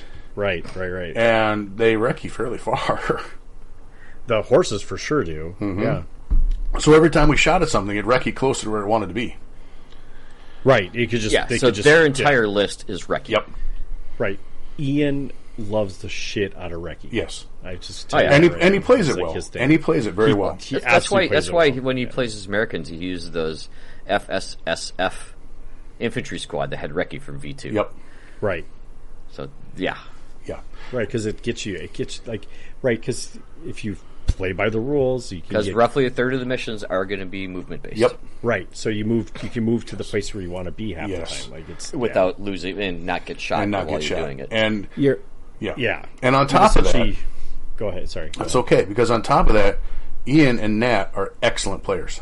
Yeah. Well, there's that too. Right. We're not playing some schmucks that saw a netlist and and played it. These guys are really good with what they do, and they play these elements frequently. And they play way more games than you and I do. True. Yeah. So So yeah. So I take it you lost. Well. Oh well. Okay. No, right, we're gonna spoiler alert. We're gonna lose. But it was a little closer than you'd think, except for. Most of their points got scored on mobility, getting places we couldn't. You're right. So they basically sandwiched poor Pat. They sandwiched the crap out of me. We beat them on kill dice. Yeah, 7-3 or 7-4. Yep. Oh, but not as with all their recce movement, and I couldn't get anywhere. No, I was 100% pinned down from the get go. I had cavalry charge my vets turn 1. Yep. Jeez. We did destroy all of Nat's cav. We did. We did destroy at least 2 of his little Tankettes. Turtle guns. Yep. There was one. Now, this is where I think bars still have a place. He had a single cav model that was in his teammate's deployment zone. Had recce'd when Jeff shot at him. Yep. The only thing I had in range of my Marine squad was 3 BARs. Yep. And I capped them. Yep. Okay. All right. So, the rifles were out by at least 3 or 4 inches. It's an argument for argument for BARs or light machine guns. Yep. Yeah. In your squads, because I didn't take any of my squads. I took bare minimum squads, for both combat patrol and for doubles. I almost like the LMG better. Americans don't get a lot of LMGs. Only 1 or 2 squads. That's true. We'll talk about that later. There's not very many. Yeah, we'll cover that in a bit. But yes, that's very true. So it was rough. And the TKS, an autocannon against light armor tanks, which is what I was running, is still good. Right. It still punches holes. When they can maneuver to the side. Yes, because they're small enough and they can get around shit and get to the side and shoot. Right. So they're very good. So they played very well. They played a great game. We killed a lot of stuff, but not enough to win. Not enough to overcome the movement that they had. Sure. Yeah, and let me tell you what else we learned. As much as I hate inexperienced troops and thought they were worthless, you put inexperienced troops in hard cover and get them down. Christ, it's hard to kill them. Interesting. Because they're saving on 2+. Yeah. So unless you've got a mortar handy, something indirect. But of course, indirect. Otherwise, good luck getting rid of them. Right. Interesting. Yeah. So, and we didn't bring any flamethrowers, which, is what it is. Yeah. By the way, all of Ian's flamethrowers missed. They did. And ran out of fuel. They did. But now he they did get not dudes. tear the arms off his guy, much to our disappointment. We were disappointed. Yeah, we really wanted to Did he have other models to put in place of him? I don't think so. We weren't that pedantic. We waited till we killed some stuff, and then he swapped them out. Yeah, just not being that petty. Smart of you to not be petty. No, it would have been funny because it was Ian. No, rip him off, or take him off the table. Jerk face. That would have been funny. Yeah, so it was a fun game. It was super fun. It was super fun, but it's definitely one of those ones where we're having a good time, but you also have to think what you're doing a lot because they're very good players. So right, yeah, they're making you think. Yep, which is a good thing. It is good. Makes for a more interesting game for sure. For that scenario, I don't think you could have had a better list than they had for that scenario, though. Sure, yeah, that sounds like just tailor-made, perfect for that scenario. Interesting. Okay. All right, so Then what was your round 3 look? What did your round 3 look I like? Jeez, don't remember their names, but it was a dad and son combo. Yeah. The son was probably about our age. Yep. Oh boy, okay. And this was like their third or fourth game of bolt action. Ever? Oh, okay. So Jeff and I are like, we're not in running for anything. No. Okay. We're gonna have some fun. make this. We're gonna have some fun. We're gonna make sure you guys understand what the rules are, how they interact. And there's at least more than once where they're like, oh yeah, the first guys we played said it was totally this way. I'm like, Nope. no, that's. And that's why Of course. but we're just playing, having fun here. We want you guys to enjoy the experience, get to know the game better. We're not, there's lots of opportunities where we could have pushed and crushed. Oh my god, yeah, but and just now throttle off. we did occasionally teach hard lessons, like turn 1, don't leave your forward artillery observer anywhere my autocannon tank can see him. Right. Because I Yeah. punched a bunch of holes in with the first order dice. Well, if you don't have anything left on the table because the air observer gets you, or the artillery observer and gets you. spoiler you gotta alert, get rid the of other it. artillery observer absolutely put the smackdown on us. So Right. It two of them. hinged the game. Yeah. Okay. yeah, yeah, That's a His thing. ability to roll sixes was amazing. oh my Ooh, god! that's a lot of templates. Wanted to check his dice. He was just really on fire. Seriously, wanted to check his dice. He was just on fire. It was funny. Oh. I tried. Again. I tried to roll in his thing, and all my dice sucked when I rolled in his thing. So Right? Yeah. his dice tray. It was It was fine. It was fun. Like, we're kind of put halfway through the game. Like, one of the things about scoring, we have. Okay, so first off, there's D3 plus Skittering D3 more objectives. Okay. Oh, it's one of those things. Right, yeah. we take turns placing. Yeah, right. Okay, well, it gets worse because you take turns placing them out. Then the first time anybody gets near the objective to score it, you roll 2d6 and a scatter dice because it's going to scatter. It's going to move away. It's going to towards move or whatever. towards, except if you roll doubles that weren't sixes, it just disappears, and the objective's just gone. Jesus. So the first Oh, objective yeah. Pat got near just disappeared. Yeah. And then the other 3 objectives we got near, two of them scattered like 12 inches towards them, and one of them scattered like 8 inches towards them. So it's like all the fucking objectives are moving away from us. It's like, son All of a of bitch. them are on their half of the board. All of them. Oh no! We were like, That's son of a that's bitch. not great. But to score them at the end of the game, you had to have units from both players near them. So Oh, interesting. Infantry. yeah, infantry or artillery for both players near them. I think one of yours could be a tank, and the other person's could be an infantry. One of them had to be infantry.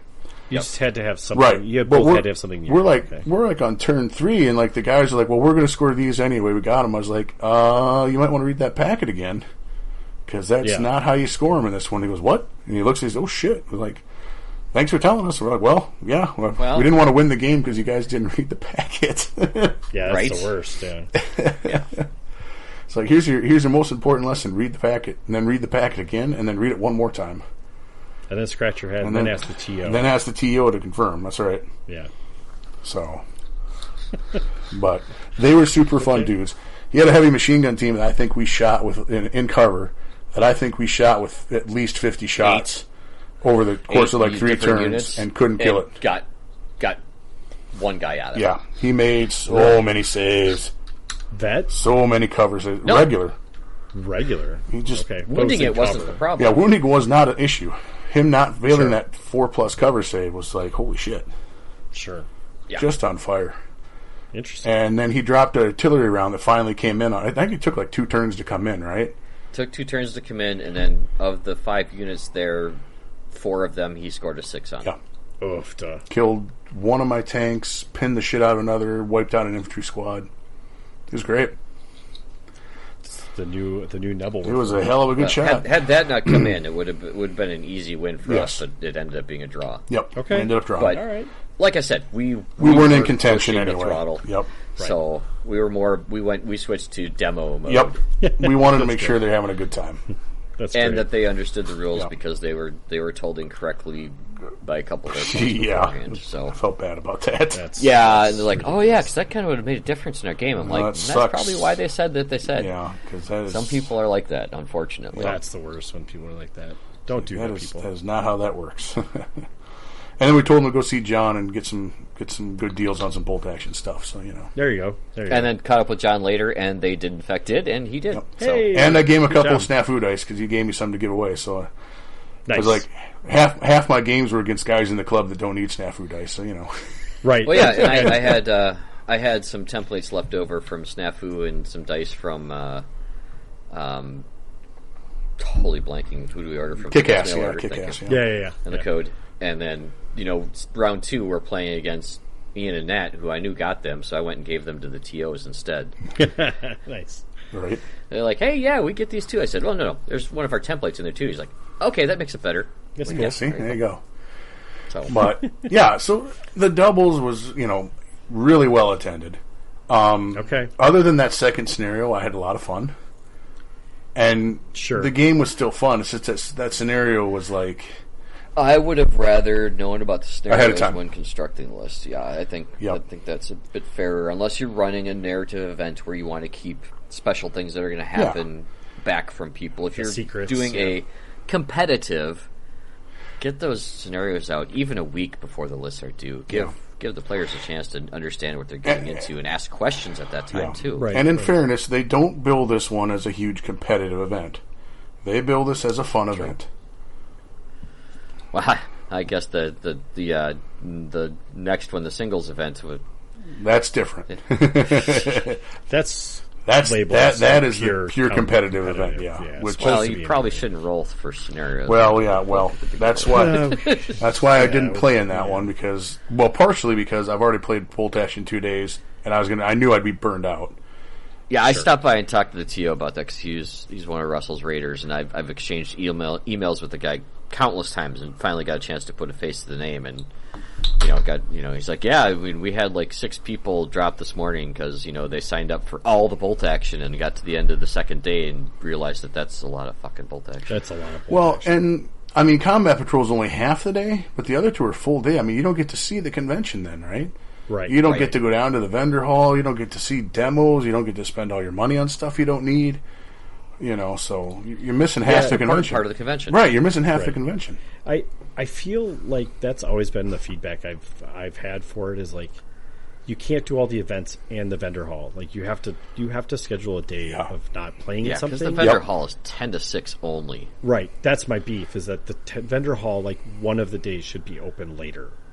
Right. Even if it's Friday night, I would keep love open it until 10. if they had a vendor hall open till 10 one night. That'd be so nice. Yeah. I Just, guarantee the vendors wouldn't care for that. I guarantee the vendor. But- Well, I mean, but if they knew it was going to happen, they could schedule for that. is it a Sure. lockable place? Could they do it from like the vendor Yes, hall is it's open lockable. from noon to 10? Right. Just push it back, and you got more time in the morning then. Just one day But of it, yeah. Like one day of your it. day is longer, but it's not longer. It's just it's shifted. It's just shifted. I don't know. I don't know. That would be my feedback is the more opportunity to spend money in the vendor hall. I'm sure they would like that part of it. Is like oh, there's no events competing for their attention right now. Although they might actually like it when there's events competing because that place was still fucking full every time we were in Yeah, there. That was- a good point. It was Yeah. wall to wall. Even I got swept up in a crowd at least once. Well, and it's free to walk in the vendor hall, Yeah. so you don't have to have a No, it's pass not. to get. You are free to walk in the door without Yes. a pass. Like you don't need Right. a badge to go in there. I don't know if that's necessarily true. I don't know. I couldn't tell you. No, I- I'm certain it is actually Okay. true. That you do not need to have a badge to get into the vendor hall. Yeah. The vendor hall was free for anyone that wanted to come to the convention. Yeah. But you couldn't do any of the events without a badge. From what I remember reading multiple sources. So the Thursday and the Friday events were both run by Chicago Dice, Yep. correct? Yep, and Okay. we're gonna try and talk to Sam just next week, who Sure. was one of the organizers that is available Sure. as part of our TO series. So we'll That- chat I with think him should about be- that. That should be very unique to talk to someone whose event we were in. Yeah. This is Sure, a different yeah. perspective for us. Right. I think this should be interesting. I guess So stay tuned for that. We did at some point talk to people that were running at WTC, didn't we? Kinda. Not as a TO. Not as an TO, organizer, Yeah. no. Okay. Yeah, it'll be interesting, especially from like a standpoint of like he's a TO running an event at a convention, much similar to what we do with Operation SNAFU. Obviously, in a scale. much bigger scale for them, but right. It's just an interesting interesting perspective. So from my understanding, though, they just did the Thursday Friday thing. So and their train was all sourced through just social people, whoever bring a table, whatever. So they Chicago had an award people. for that. Yeah. Okay. Yeah. So obviously people who weren't driving umpteen hours and could pack a train and carry it in a reasonable amount of time. Right. It could be there in time to have it set up for Thursday. Yeah. Okay. So I was not blown away by the train. I felt it was rather light as far as density was concerned. Gotcha. On almost all of them. I did walk through for the Saturday event. That was the Warlord provided terrain, and it was significantly denser as far as volume of terrain on it. Interesting. It looked a lot better. Okay. Yeah. I had also heard that he was maybe struggling to find enough terrain. Well, there's a different story we don't need to go into about that. Yeah. We're not going to talk about that one right now. That's fine. I mean, they had on backup, but they weren't planning on having to put it on backup, and then they had to pull the reserves forward, so to speak. Sure. Okay. Gotcha. So okay, but so then, you guys did participate in the Saturday event. I actually don't even know who won it, but it was, from my understanding, doubles is the event to attend this year. I thought the doubles was a great time. Yeah. It seemed like that. Everything I heard about everything was that the best run event, they had a great number of players, and was just overall well received was the doubles. Mm-hmm. But, for the record, best allied player, aka second place, did go to Nat and Ian. oh yeah, I suppose we should go through who was awarded doubles. things Yeah, in the doubles. Yeah. I didn't recognize any other names than them. Okay, but So- good for them though. They got probably well deserved with that list. That sounds like that third scenario was you were talking about. I was like, oh, that's probably their list probably did very well in that scenario as well. The movement based, yeah. Yeah, kind of super handy to be able to chase objectives around. Yeah. Yeah. I do think so. I looked over at their table round 3, and Ian and Nat were playing. The guy I played in Combat Patrol last round, he and his partner were playing Ian and Nat for the final round. Okay. And they were playing on the table that we played on in round 1. Yeah. Sure. Okay. So, yeah, maybe I'll have to ask Ian. Maybe he'll remember that guy's name. Cool dude. I just can't remember his name. Right. Okay. So, yeah. All right. So, I mean, it sounds like overall A-Con was a good thing, which you guys, you guys going to think about going back next year? I would go back. Okay. I would want a hotel or place significantly earlier, although I made the decision to go much later when options were limited. So Sure. It did fill up quick this year. Although I they think had 10,000 attendees. Yeah, I think Yeah. the thing was we discussed it as a group, and nobody made any commitments or firm commitments, and then it was like, oh shit, everything is booked. I think I had a closer Airbnb lined up for a second, and then the next time we looked, it was booked. Yeah. And it was like, I think the one Ian had said the one you had was basically the same distance away, but on the south side instead of the north side of what he had gotten. Okay, well, there were a couple I would looked at. I don't know, maybe I don't know off the top of my head. They seemed relatively close to walking or not expensive Uber. Mm-hmm. Especially you're only going in the morning and evening, whatever. I would not park in the fucking parking lot if it was $30. That's insane. Yeah, you know what? I would. I chip in some money on it, I guess. If I were a mile away, or a mile and a half away, and after weather a long be day of A-Con, just definitely that would be exhausting for sure.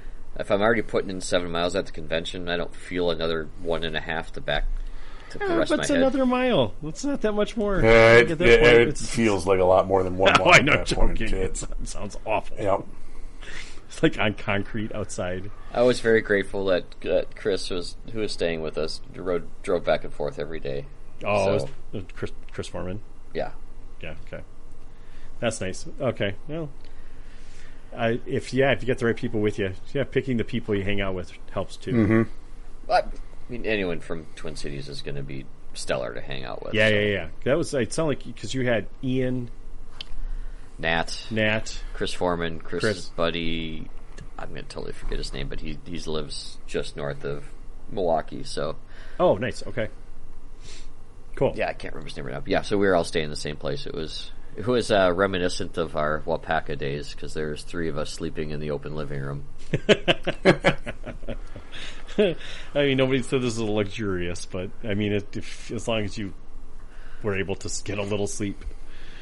Oh yeah, so none of us had anything going on Saturday, so we all slept till like 9:30. Nice. It was really nice because we're all used to a kid would have had me up 4 hours ago, Right. you know, we're all dads and stuff. So, Yeah. I didn't know to wake up because I didn't have someone waking me up. Somebody so I just wasn't kept punching me in sleeping. the gut. Yeah. Jumping on you or anything. I want Frosted Flakes. Go get them yourself. Right? Dude, that's a new move. Just put them out on the table the night before you go to bed. Come on now. This is Not the easy. milk though. No, we buy half gallons, so if the kids spill it, it's not the worst. Nice.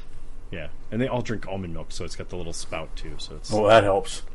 yeah, it makes it a lot easier. Once you get it down to halfway, spillage becomes not an issue. So just Sure. put the bowls out, put spoons out. They'll feed themselves. They're like self-sufficient little animals at this point. Normally, you have to come down and remind them to eat anyway, though. Be like, hey, did any of you eat? No. Hey, okay, go stop eat. the video games. Yeah. Turn the TV off, go eat the food.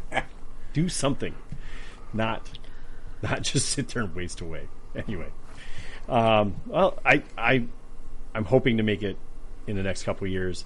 Sounds like they're in Milwaukee for at least 3 5, more I years. heard. 5? Yeah, at Was it a least- 5-year contract? I Something like that? think so, yeah. They get 4 more for sure. 4 more? Okay. Which, I mean, everything makes it sound like it was a better arrangement for them. I am very happy that they had a significant bank of escalators. That too. Nice. Okay. Because it's a had them legitimate all been convention. elevators, that would have been awful. Yes. And if it all been stairs, my knees would have been dead. Yeah. Yeah. Yeah. Well, if there's anything about Milwaukee, they like to Well, I be just lazy. I just remember staying on site the last time in 2019. Jeff and I did in the bank of 5 or 6 elevators Dude, in those the are morning. the worst. Yeah. Yeah. You had to get on what was going up just to have a chance ride to it get down. down. Yes. Yeah. Yeah. Yeah. Yeah. I remember those days when because it was it was the worst. Mm-hmm. So the escalators were awesome. Godsend. The Yeah. security was not at all a pain in the ass to go through. Yep. I did have one lady squawk at me. It's like I couldn't bring food in, and I'm like, I bought this here, and it's a board game. It's not food. But because it was one of those plastic bags that said "thank you" on it, she's like, "You Oh. can't have food here." I'm like, "Here, no, come look at my bag again. It's a game. I'm not going to eat this. I swear." Yeah. I mean, you can. I mean, you could. Anything eat is it. food if you try hard enough. Once again, back to the previous statement. As long as it's sustaining until the next meal, sure. Yeah. Cardboard would do that. It's calories. Gross. It's like oatmeal. Yep. Oh, yeah, it is oatmeal. As far as I'm concerned, it's the same thing. I freaking hate oatmeal as much as I hate eating cardboard. Now with cinnamon. That's a selling point. All right. Should we take a short break and come back? We'll talk about Armies of the United States. Sounds good. Yeah? Sounds good. All right. Hope you enjoy the music.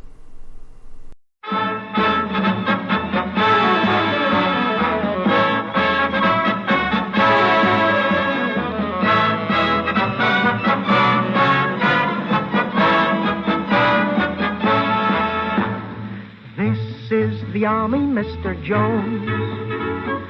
No private rooms or telephones. You had your breakfast in bed before, but you won't have it there anymore. This is the Army, Mr. Green. We like the barracks nice and clean. You had a housemaid to clean your floor, but she won't help you out anymore. Do what the buglers command. They're in the Army and not in a band. This is the Army, Mr. Brown. You and your baby went to town. She had you worried, but this is war, and she won't worry you anymore. This is the Army, Mr. Jones. No private rooms or telephone. You had your breakfast in bed before, but you won't have it there anymore. This is the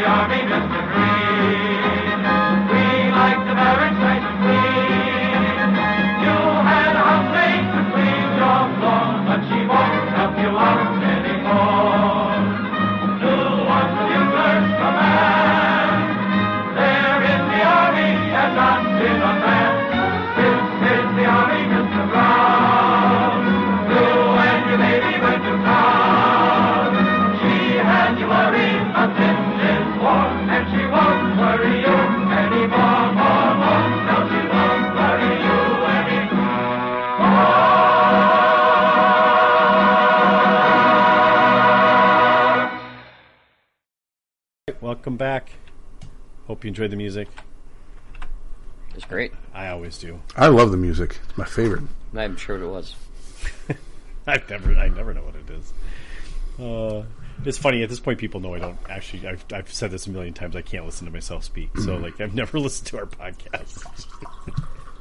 They're pretty good, actually. Apparently we've done 104 of them. And we get a lot of people listen to them, which is awesome. Yeah. And we appreciate all of you. Bolt action. Yeah, we get mentioned in bolt action communities quite frequently, which is awesome. I appreciate the confidence in recommending us at some point, which is super sweet.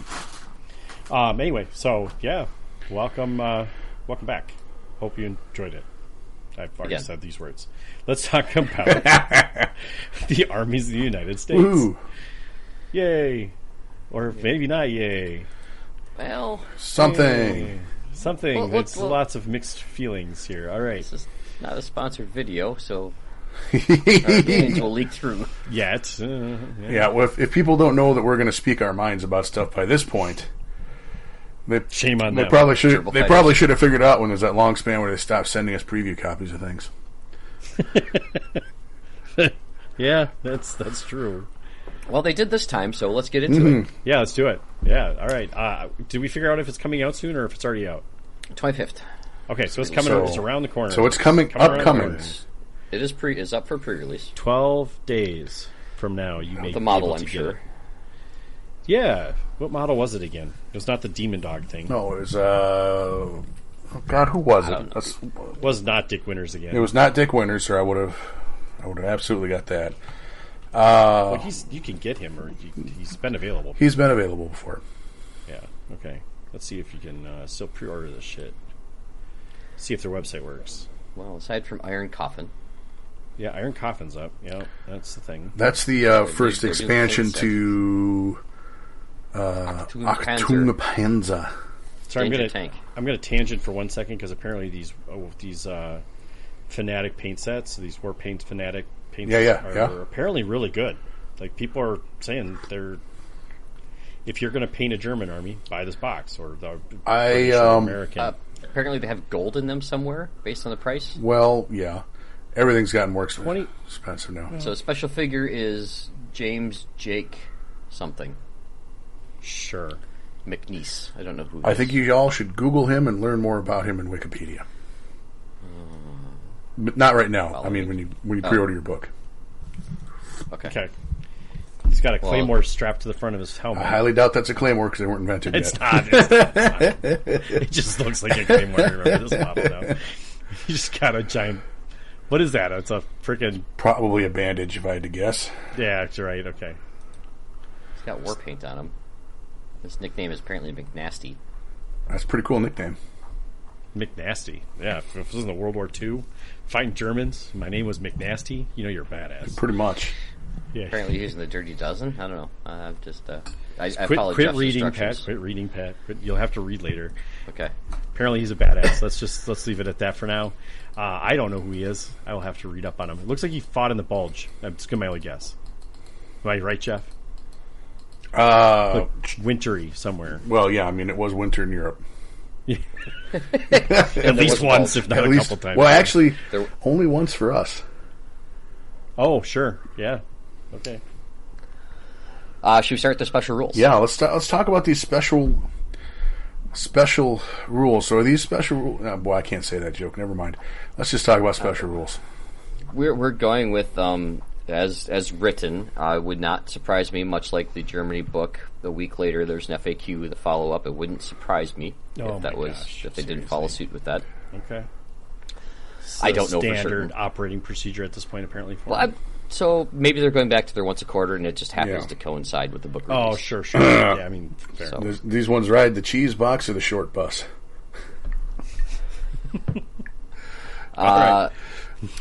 They got fire maneuver, But which I still have some problems with the name of this rule. Although the rule itself was actually a lot more useful than I thought it would be when I was playing Combat Patrol.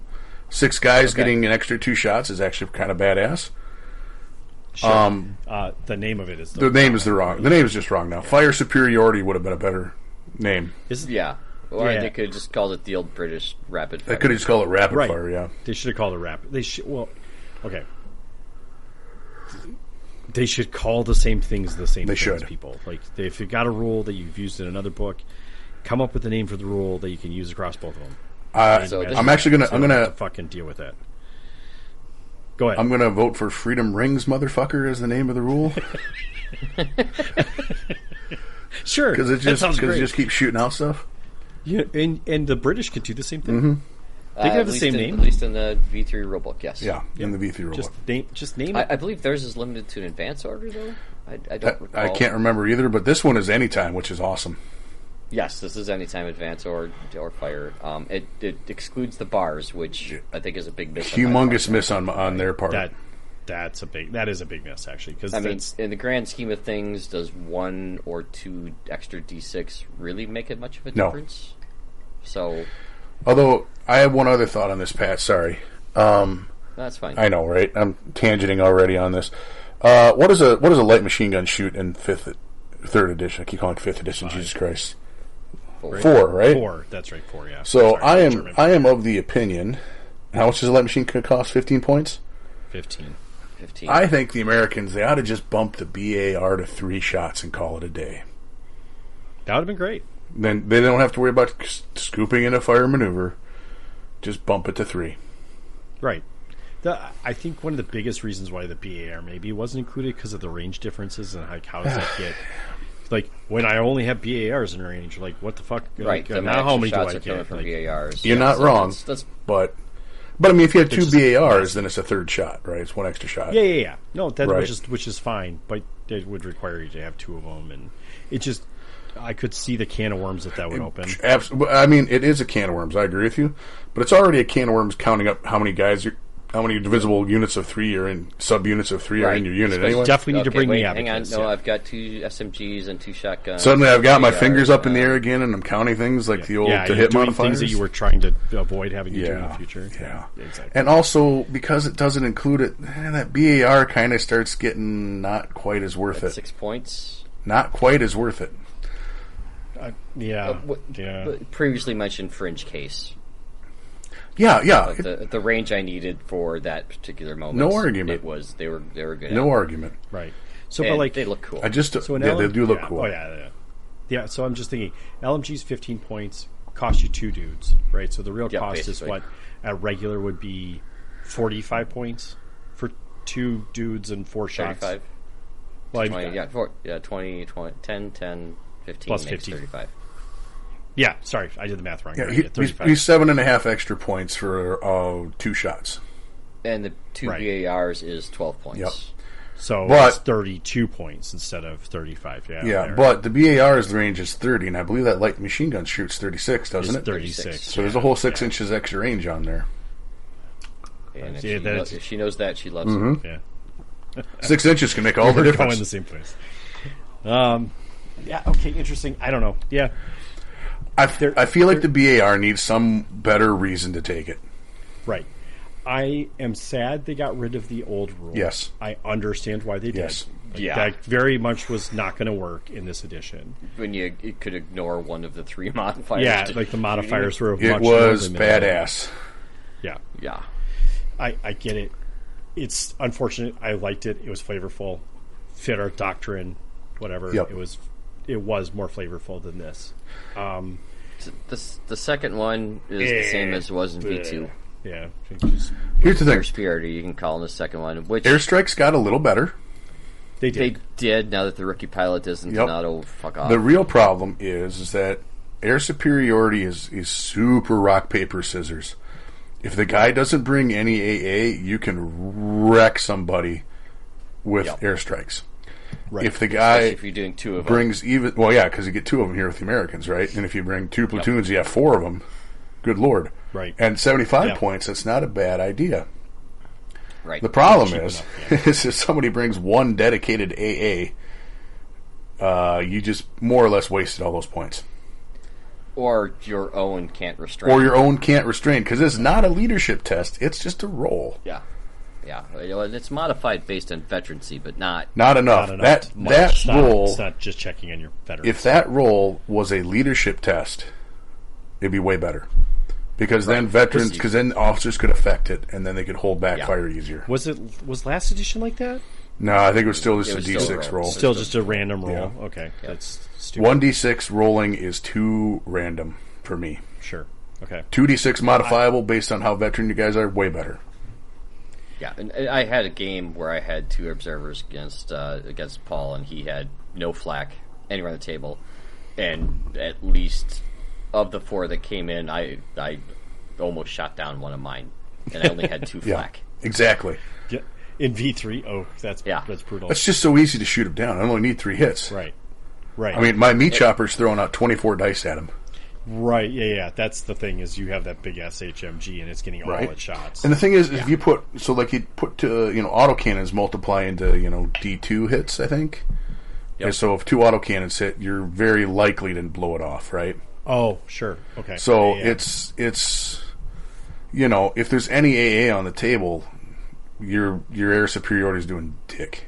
You're kind of wasting right? And either player, right? So like I'd love to bring a fucking airstrike with my list with the meat chopper in it, but I don't dare do it because it's a D6 roll, and my meat chopper just shoots it down, right? Yeah. My own guy shoots it down. 24 dice is probably he's gonna. Well, it has to be in range of the marker, though, right? Yes, 36 inches of either the plane or the marker, or anywhere on that line. Wait, the HMG shoots 48 though.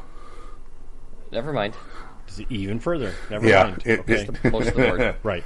So you couldn't have them both on. No. Yeah, that's well, silly. maybe modern communications is better. Yeah, let's hope so. Oh wait, it's the same as it was before. It's still not which is nice. It's not a terrible rule. Best of the 3. Yep. In my opinion. The shots are great too. Not as good as before. But when units, this is for everybody, which is nice, right? This works for tanks. Yeah. This works for half tracks. Right. It's not just infantry dependent, which is nice. Correct. Yeah.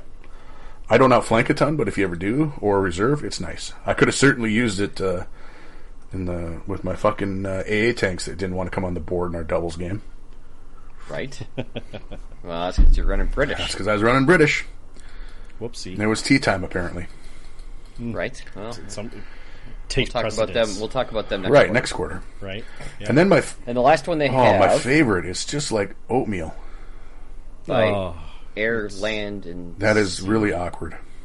That's I don't hate them. Whatever, the name's fine. Whatever. I mean, it land, sea, and air. That is not the problem with this rule.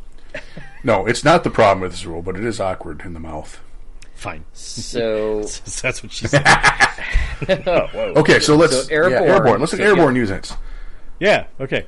Must be taken as veteran. Sure. Must be upgraded for stubborn for +1. But wait, Pat, can I take regular airborne as a unit selection? Yeah. Okay, that's dumb then. And if you get to the unit selection later, you'll find that only the engineers actually have by air, land, and sea. But in fact, this air, land, and sea is applying to all the team weapons.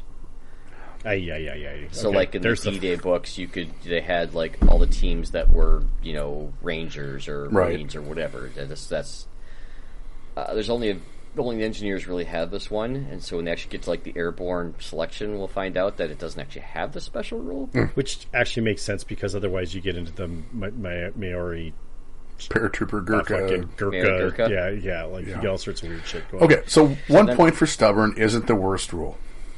Stubborn's great. No, yeah. How about we talk about Marines then? Let's go talk about the Marines. If taken as a vet, they must be taken. They must be upgraded as stubborn for +1 point. Okay. Again, there's nothing wrong with being stubborn, but it's the same fucking. It's the same rule. So it's like, hey, did you like vanilla ice cream? How about you have vanilla ice cream every day? It's the same rule, but it's not 2 bullet points. It's the same bullet point with the comma. Yeah, exactly. It looks different. They will never suspect. Hey, wait, Pat. Yeah. Could I take... hang on. I'm just trying to find a loophole here. If taken as veteran, then it must be upgraded to stubborn. Right. If I take it as regular, can I still upgrade it to stubborn? Well, we'll have to wait till we get the unit entry. Motherfucker, okay. Rangers must be taken as veteran. Okay.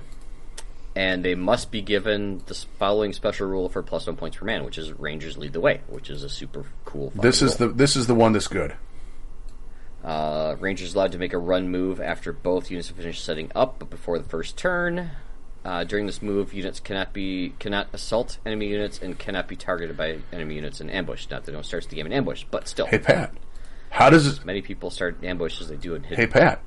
How does this rule work if we're doing all first wave? Do my Rangers get put on the board and make a Rangers lead the way move before we start drawing dice for first wave? In which case, they'll get 2 moves that first turn? Yes. That's awesome.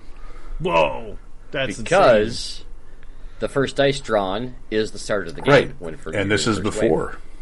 And this is before. So but they're starting from a board edge. You're a DZE. Yes. I roll. Does it actually say that? Or sure, it doesn't actually say that. But. It doesn't actually say it, but how else could they? Fuck if I know. Fuck if I know. It just doesn't say. I mean, do they set up like infiltrators? I don't know. I guess you would start them from the edge of the table and they get to run on them. They're lead the way. But they do get They do get a 12-inch head start, which is awesome, especially if you like make your machine gun teams Rangers. Yes. Right. If they have that option, because then they can be shooting first turn. Because they could be up there shooting first turn, or B, if you really want to get up and take a position in hard cover. Oh, dude, get up there, and it's get some. That's 3 points upgrade for a machine gun team. 1 point per man, yeah. So it'd be 3 points for a medium machine gun. That's totally worth it. That's totally worth it. Get you into a spot that you can hold. Well, cover. it's a run move, so they can't go into rough ground. No, but they could get up against a wall. They could get into near something, and they could be in position to move up and fire on that next turn. They may have to move again in their first dice to get to where they want. I could see this being useful for like a Ranger bazooka team if that's a possibility. It is. That's not a bad idea. So like anyway, this rule is awesome. The Marines somehow the Marines got shafted. Someone on the design team their Marine must have slept with their sister or something. This happened in the last book too. Yeah. Somebody got Tough Fighter, but it wasn't Marines. Yeah. And it was like the Marines absolutely should have had Tough Fighter, and they should still. Like this is not, even though Tough Fighter is such a minor part of the game at this stage. It sucks. I'm gonna go one higher on you. I think Marine should have Fanatic. Yeah, I was thinking that too. Like that would be a good 3 points a man for Fanatic. Would it be more accurate if they had a stupid rule? Well, I mean they don't run, so take your pick. And Fanatics, like Jarhead or something. Yeah. I mean, okay, so like if you're thinking, the Marines aren't Fanatics, yeah, I get it. They're not crazed Fanatics, but like what the rule does is absolutely a Marine thing. They don't run away. Right. And they fight. Fight like hell in close combat. They stand their ground. Right. Yeah. That is a very fitting rule. I would have loved that. I would have loved that. But we didn't get it. But we didn't get it. We got stubborn because, because we can think one-dimensionally here. Yeah. A little bit. Because we you're going to eat your oatmeal made with water, and you're going to like it. Yeah. We got a quartermaster section. Q. Much like we saw in the Germany book. Yeah. Okay. So, demolition charges. I mean, we saw those before. They can be fun in certain circumstances. Sure, the Cullen hedgerow cutters. Again, could be fun in certain. Seen those in campaign. You know what? Putting one of those on a tank and like fucking driving it through like a bocage thing someone doesn't expect you to do. That sounds hilarious. That's about the only thing it sounds like, but it sounds hilarious. You better model that shit. Well, hell yeah! But a big dozer blade on it, like a big 40K dozer blade. Hell yeah! Well, in V2 is 10 points. Now it's only 6. Who comes up with the arbitrary number? That's Well, they got a dartboard in the office. They just. It's 25 points. They've brought shotguns officially into the hooray, dude!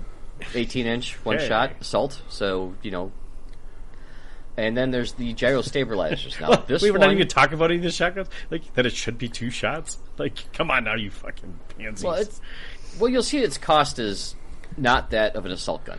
Or an assault rifle. Yeah. How much? Like the Germans because there's no points in here. Where are the points? They'll be in the unit entry. In the unit entry. And actually, dumb shit. I actually don't disagree with the shotgun being only 1 shot because these are all pump action shotguns. Sure, pump action. Yeah. Right. They're slam fire Remingtons. So it's assault, which is nice. Yeah, because I mean, you're not going to miss.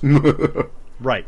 Yeah. And range is fine. Like that's appropriate range for a shotgun. Now it just takes away from your first rule. And they'd also want to. You just also want to let more. I wish they were more ubiquitous. Let more units take them. Sure. Yeah. Yeah, I think it's limited. It's limited to Marines, but you want to keep this handy for close encounters. Sure. Of the third third kind. Yeah. Jinx. Thanks. And then we got the gyro stabilizers. Now, this is interesting that it's not an Army special rule like it was in V2. Yeah. It's only on certain tanks now? It's only on certain tanks, and it's only if the tank is taken as a veteran. But, Which was the thing before. But Lend-Lease, we saw in the last FAQ.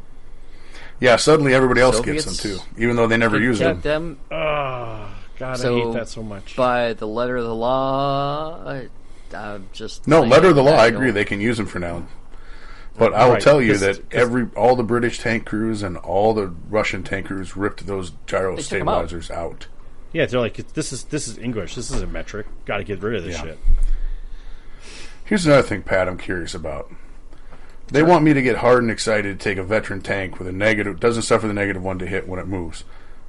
Yep. But if I didn't move and I'm firing an anti-tank gun, I'm going to get +1 to hit, right? Yeah. So that doesn't encourage me to move, even if it's a fucking gyro stabilizer. Why wouldn't I sit still and hit on a 3? You would. Exactly. Consider there's no long range. So this kind of sucks. I was liking I know. Sorry. Here's the thing. Here's the thing. This it's that first wave shot. Yeah. Whatever. To me. It's more that veteran tanks are a thing now. Mm-hmm. Right. Like they're definitely showing up in metas. This is just kind of gravy for your already not taking pin. Fair. Right. Like so. You may not use it all the time, but there are times you definitely are going to want to move and shoot. There are. Right? You can't make line of sight. Okay, I'm driving around the corner and I'm shooting. Oh, I don't suffer the -1 to hit. That's better than suffering than it. anyone else. Yeah. Like better than taking the -1 yep. hit. Right. Yeah. Agreed. No, yeah. Yeah. So you're right. It's gravy. It's less. It's gravy because you don't pay for it. Yeah. Right. You're paying for it in the veteran, but I'm seeing a compelling argument of taking veteran tanks as a way to negate some other things. Right? Yeah, if the tank has the option to take the gyro stabilizer, then yes, I see taking veteran tanks being worth it. But we'll get there when we get there and see which ones it actually. I just want to take a second to point out that this book is 100 and some pages. Mm-hmm. Sounds about right. 111ish. Tomish. Roughly 8 of which are infantry units, and roughly 20 of which are armored fighting. well, that's because we built about 20 versions of the Sherman. Yeah, we'll get there in a minute. Is there anything else in this section in the quartermaster? No, covered. We've seen the demolition charges. We've talked them at length, and okay. I mean, it's interesting. It's interesting. Yes. It's fine. It doesn't. So now we get to see our change to the HQ unit. Officers in particular, we saw this first happen in Germany, where more dudes, are available and paying for weapons. Yeah. However, so this can go up to 5 extra dudes on a standard squad, right? Yes. On some, and yes. if you want to spend the points, every one of those dudes can have a submachine gun. Right. Yes. Well, there's your submachine gun assault squad, and they can take rangers. And then if you do the airborne, you can get 2 more dudes. If you take Marines, you get an extra dude. So this can go to 6, 7, 7, 6, or 5, 6, 7, or 8. So it's officer and up to 5 guys. Oh yeah. So you can go 5, 6, 7. But 7, 8, 9. But that's why they stopped there. Makes sense. Yeah. What are we talking about? Is there a joke just being? Yes. I'm so confused. Okay. All right. Okay. It's the old 7, 8, 9 joke. New to the podcast? What? Are you new to the podcast? Yeah. Tangenting. Apparently, I just ADD'd out of that one. I don't know what the fuck to tell you. Now here's one again. This was true in the German book, and I think it's true in this one. Is the intelligence officer rule worth 50 points? And I'm going to vote no. I'm going to vote no. 25 points? Maybe. Yeah. 50? Not a chance. Sure. That's too expensive. Yes. It's way too Especially much. for a squad that you if you bring in with SMGs and shit, you're not you don't need to risk that shit. I guess early on if you use this dice, whatever, but that's just so many points. It's too many. It's too many. Yeah, Here's the thing. If it was a guaranteed and not a roll, yes. Sure. then maybe 50 fair. points is worth it. If it's just a chance like this, and if he doesn't make it, you just lose it? No. And it's only once a game. We had this conversation with the German book. If it was more than once a game, or it was guaranteed, I mean, there's something to make it better. One of those things, but neither of those things is like 50 points. I got a lot more I can spend 50 points on. A lot better things. Speaking of which, how about the medic? Hey, I mean, it's a medic. It's a medic. You can ranger him if you want to. I guess you can upgrade the squad size that still can't take objectives. Yep. They can't shoot. They brought the chaplain in. So cool. It's a cool modeling opportunity. So this is a sneaky one that people don't seem to catch. The way you get the chaplain in, because he's not, listed in, like if you go the rifle platoon, the medic is listed there 01. They didn't list the 01 chaplain, but the chaplain is HQ choice. Force can include a single chaplain who's not part of any platoon selectors in the same manner as a company commander. Sure. So the company commander's outside of any platoon, and there's one per force. The chaplain is in that same bubble. So, wait a minute. So, okay, I get the chaplain part of it. You said the company commander's in that same slot, though. Can you just take a company commander without the surrounding platoon? No, it's in the same rule set. You can have one company commander who is outside of the platoon selectors, but you can only have one per force. So he doesn't count as part of a platoon. He's his own. So you can take it if you don't need to have, like in a recon rumble scenario, you could have one without a rifle platoon, because it's not part of a rifle platoon. It's just a thing that exists outside of the platoons. Outside of the okay, that's what I was asking. Yeah, okay, cool. Good enough. That came up in a Discord, and I was like, I guess I just assumed it was part of like the rifle squad. Yeah, that's Easy Army puts it as a choice in a thing, so that's why. Yeah, they put it in the same choice slot that the Easy Army I don't know about. In the Warlord app, it's in the same selector as the company commander is. Right. So he's another unit in that. Yeah, which is the one per force. I would know that if the Warlord app would, take Google payments off my phone, so I could fucking subscribe to it on my phone. Oh, okay. It'll do it online. You just can't do it on your phone. Weird. Yeah, they're having an issue with it. It's okay. They'll fix it eventually. Remind me about that. I know a guy who's doing that. I'm sure he's working on it furiously. It's a known issue. I was just giving him a hard time. Okay. And then they've got the Forward Observer. Yep. Which, mentioned the previous special rules. Okay. That's can also Ranger. Oh my god, that makes him so much better. Yeah, because he's an infiltrator too, isn't he? Yes, sir. And so he's an infiltrator with a forward. Oh my god. Oh my god, that's actually really good. Then you got to take him as vet and spend 91 points. It depends, man. With more dudes. Well, vets are tougher to kill from those early shots. And you get him in a good position so he can drop an air observer on the first turn. So he's already an infiltrator, I know, but like... Oh, the fact that he can move and then fire... Well, okay, so here's the other thing, right? And you put your flak in reserve. Here's the thing, right? Your flak might be in reserve, and also someone might be like, scenario might be like, hey man, infiltrate, nobody gets to infiltrate this scenario. Okay, but I still get the Rangers lead the way this scenario, which puts my forward observer moving up the table before the first dice is dropped, meaning I can still first dice drop an airstrike. Yep. Right. That might be worth 91 points. Interesting. I like it. Jinx again. That's 2 for 2. We're 1-1 actually, sir. Hey Pat. Yes, this is their internal SNAFU playtesting. Can we just see a few games what the difference would be if we made your own guys withholding fire on a airstrike be a leadership test instead of auto? Auto would be great. Auto. I'd accept a leadership test and not just a fucking random dice roll. I think that there's a compelling argument for the leadership role with pins. Like, right, if you've been pinned somehow. Sure. I think that's fair. Right. But as it is, your own guys just, on a 4-up, they just fucking shoot blast your own dude. Sucks. Yeah. That's Danny DeVitoing the shit. Right.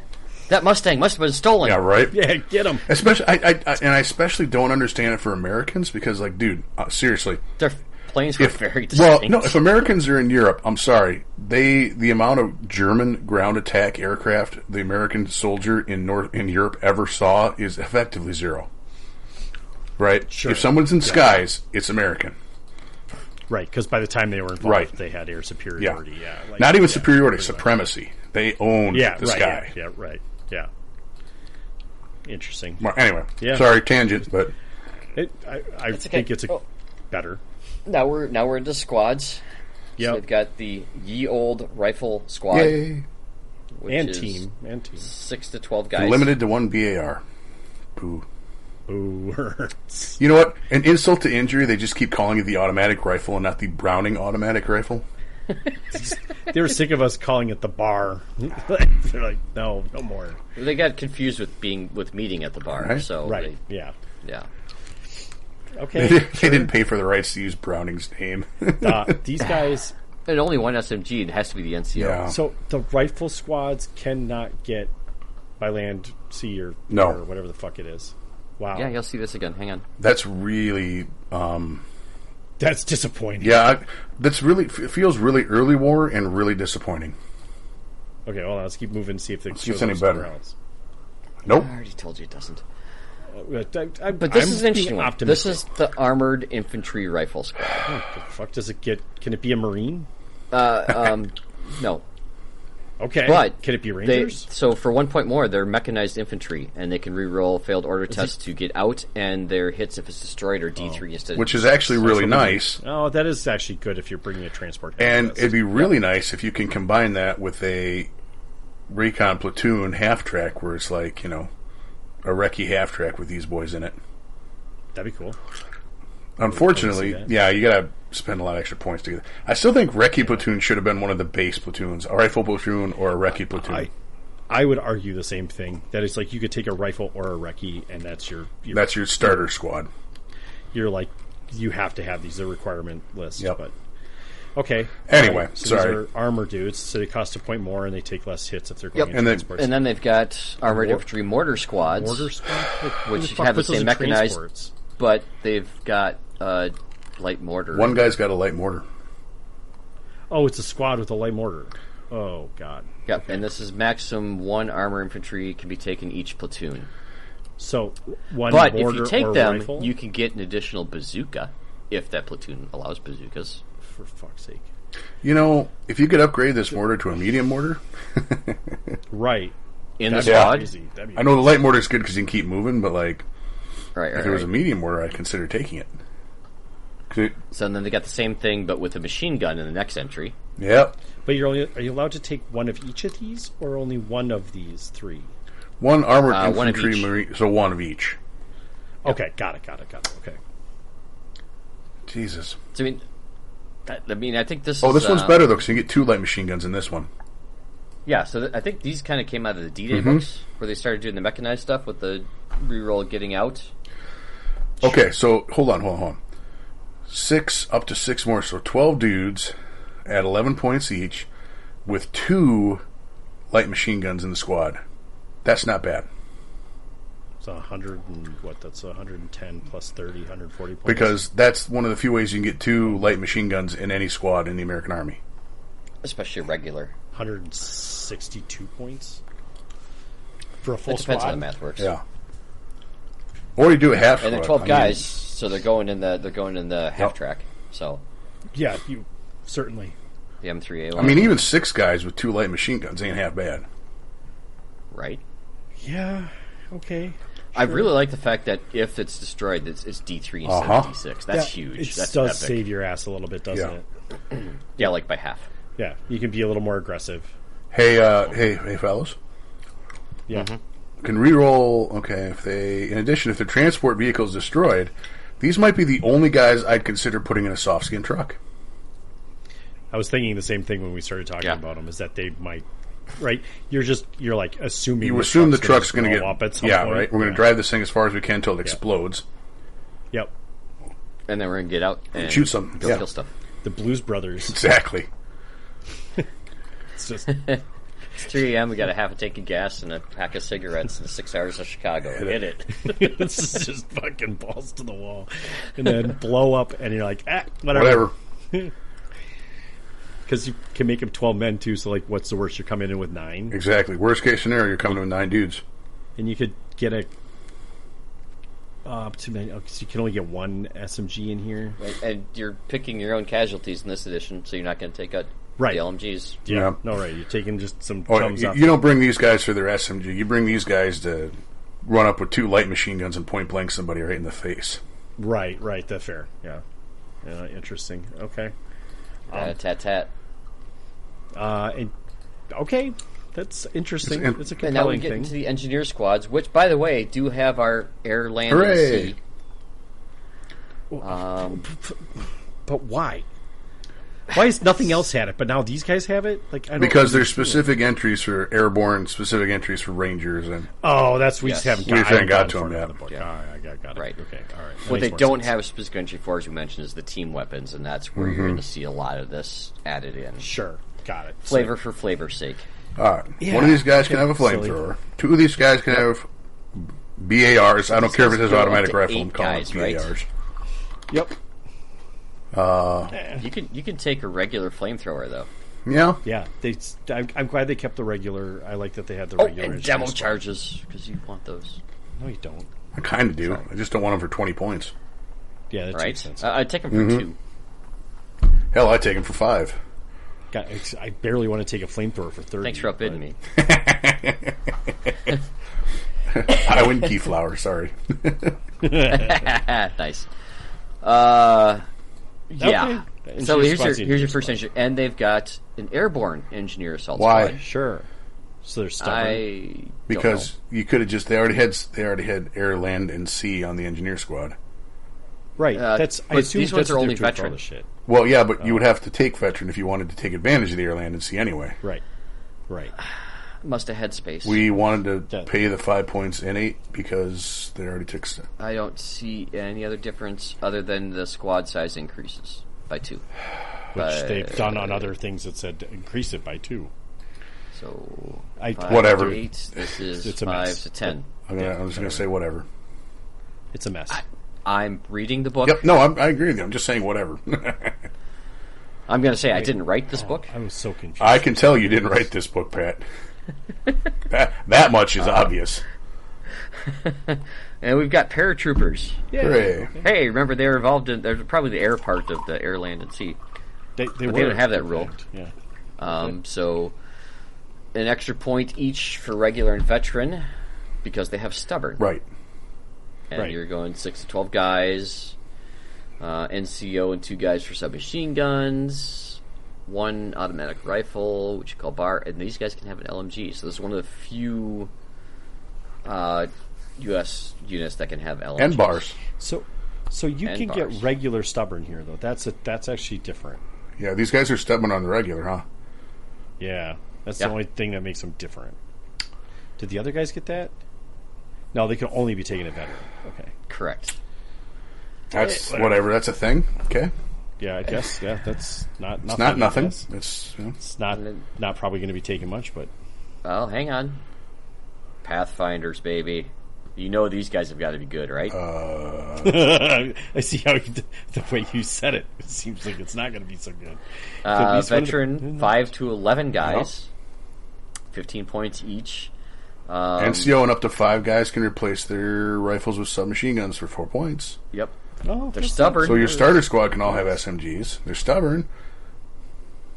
And they've got LZ signals, which is at least 1 unit Pathfinders not in reserve, then any friendly paratroopers, Pathfinders, or glider units can re-roll their failed order tests. But we already have a +1 because we're American. Or not, suffer a negative because we're American. Right, but Right. you can re-roll it if you fail botched it somehow, you can still roll That- it. You get that 11 I'm or gonna 12. be honest with you. That doesn't feel like it's worth 2 points. That's a lot of points. Yeah, good point actually. Well, it's just 1 point because the other points are Oh stubborn. yeah. You know what would make that rule actually worth 2 points? Infiltrator. Infiltrator? That would make it way better. Or even 100% just give agree. the Ranger run or whatever, something. These guys should have the whole point of these guys is they come in early, set down the these are the advanced team. If anybody infiltrates, this is who infiltrates. The scout squad, essentially. Yep. Yeah. They're there with their little beacons pointing up at the... Yeah, they're literally telling the planes where to land, they are yeah. literally here before everybody else. That is the definition. Yeah, because they're there they're pathfinding. They're finding the path for everybody else. I don't know how much more of a description. Anyone in the U.S. Army should have infiltrator. This should be it. Anyway. 100% agree. Yep. Glider squad. Okay, everyone make your paper airplanes. Throw it onto the table. We don't get to do that? Damn. No. We Boo. don't That's how they should deploy. Then it would be awesome to have the Pathfinders with LZ signals, and I could reroll where the paper airplane lands. That's Operation SNAFU. That is absolutely would be the best rule ever. Well, we can do that. We have we can do that here. STOs Yeah, for that's our right. events. We can do that here. Yeah. And should other people enjoy that and want to carry it on, they Exactly. can do that. But as written, these guys are 6 to 12. Sure. NCO 2 get submachine guns, 1 BAR, anti-tank grenades, stop it. But if you take them as a veteran, you gotta make them stubborn, even though they don't have the land, air, and sea rule. Okay. I don't like... I'm just going to throw this out there, and I know this is why they're saving space and shit, but, like, I don't like how they're writing the NCO and 2 men may replace their submachine guns. Like, everything else is a single selection, and all of a sudden they're, like, doing weird shit with that. Yeah. I don't. Maybe it's just a holdover from V2 because they didn't do that in V2. Everything was its own line. Yeah. But whatever. Anyway. No, I don't disagree with you. I don't like it either, but it's like it makes it harder to know how many can actually. Well, so they wrote this book over telegraph pole, and they paid by the period. So every time they finished a sentence, by the end, yeah, whatever the end thing is, yeah, whatever. It's a thing. Yeah, it's just a weird way to do it. I agree. They did it the whole time, like they're consistent at least, Yeah. but it's just a little bit of a right, like the glider machine gun squad. The NCO can do it, right? But the glider squad, NCO and 2 men can do it. Yeah. So like, kind of confusing. Yep. Silly. Anyway. Well, wait till you get to the glider machine gun squad. Oh, so I was just looking at them, but why? Well, they have a Oh machine shit! gun I just scrolled right past them. baked in. Yeah. Oh, yeah. Okay. So, and this is only 4 to 6 guys. Yep. But if veteran, they have to be given stubborn. But they've got a machine gun. I mean, I could see taking this squad. I guess. It's a small fire team with an LMG. How many points? Okay. 55. It's priced exactly like 4 regular dudes and an LMG is priced at regular. Hear me out. A machine gun's cheaper. Yeah, but it's only 3 guys. But this only This one goes to 11. cost me 53 points to get a machine gun with stubborn. Well, the machine gun team is fixed. Right, and you get LMG I is guess not. you get 2 right. Well, yeah, but fair, but that machine gun team is also 6 shots instead of 4 because this is a light and 5 That shots. sounds like a dirty or Harry. 5 5 shots or 6 shot. 5 shots 5. are only 6. Oh, they're 6. Yeah. Okay. Well, whatever. You're right. I think a machine gun's a better. I agree, but then you have to have a heavy weapons platoon. So what? You can take 4 more. Well, I know. I don't care. All right, we should. How about the Rangers? This is the best unit in the game, yes, sir. Are No, they? but it's the best unit in the American book. 5 to 11 guys. They get to lead the way. Okay. In a late war force, up to 1 man can replace their rifle with a light machine gun. Yep. Sure. So you could have a BAR and you could have a light machine gun Okay. and you could have Get 3 3 SMGs. 3 SMGs. Anti-tank grenades if you feel so inclined. I wouldn't give them all those options, but that's an option. It Right. is a choice. Yeah. God, do I need to buy a box of Rangers? I've put that off for so long because they were not that great in V2.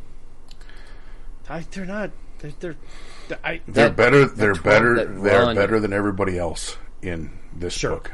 That They run are, at the beginning for 1 point is They are just, better than everybody else in this book. Let's keep going. What's the next one? It's going to be disappointing. INR squad is Okay, this is super disappointing. Yeah, that's kind of... 4 guys, 10 points each. Add up to 5. Sure. NCO 2 guys can get submachine guns. 1 guy can have a bar. Sure. They're recon troops. Spot hidden at 18. Recon will spot hid. They can just see shit. Don't go. Hey, wait. Hey, Pat. Does this work if they're in a transport? No. It doesn't say it doesn't. I'm just wondering if they're in a half track or a Jeep. Oh, sorry, excuse me, a deuce quarter ton. Yeah, it can't be a recce vehicle because don't they already get to spot longer anyway? Or is that last? That's last. They spot hidden at 18 inches rather than 12. So, like, I put these dudes in a quarter ton truck.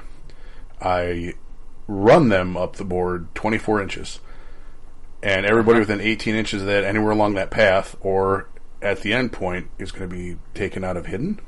Exposed. It doesn't say that they have to be on the table. Cool. You want to ask that in a fact next time? Your questions have a high propensity of getting answered when we do fact suggestions. I'm curious. I'm just curious. I'll make note of this on the list because otherwise, I see next to no use for these guys. Well, dang on, Really? you forgot about the other special What? rule.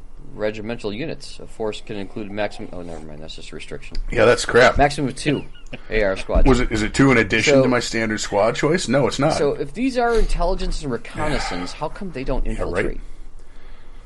That would make them... That would also make them good.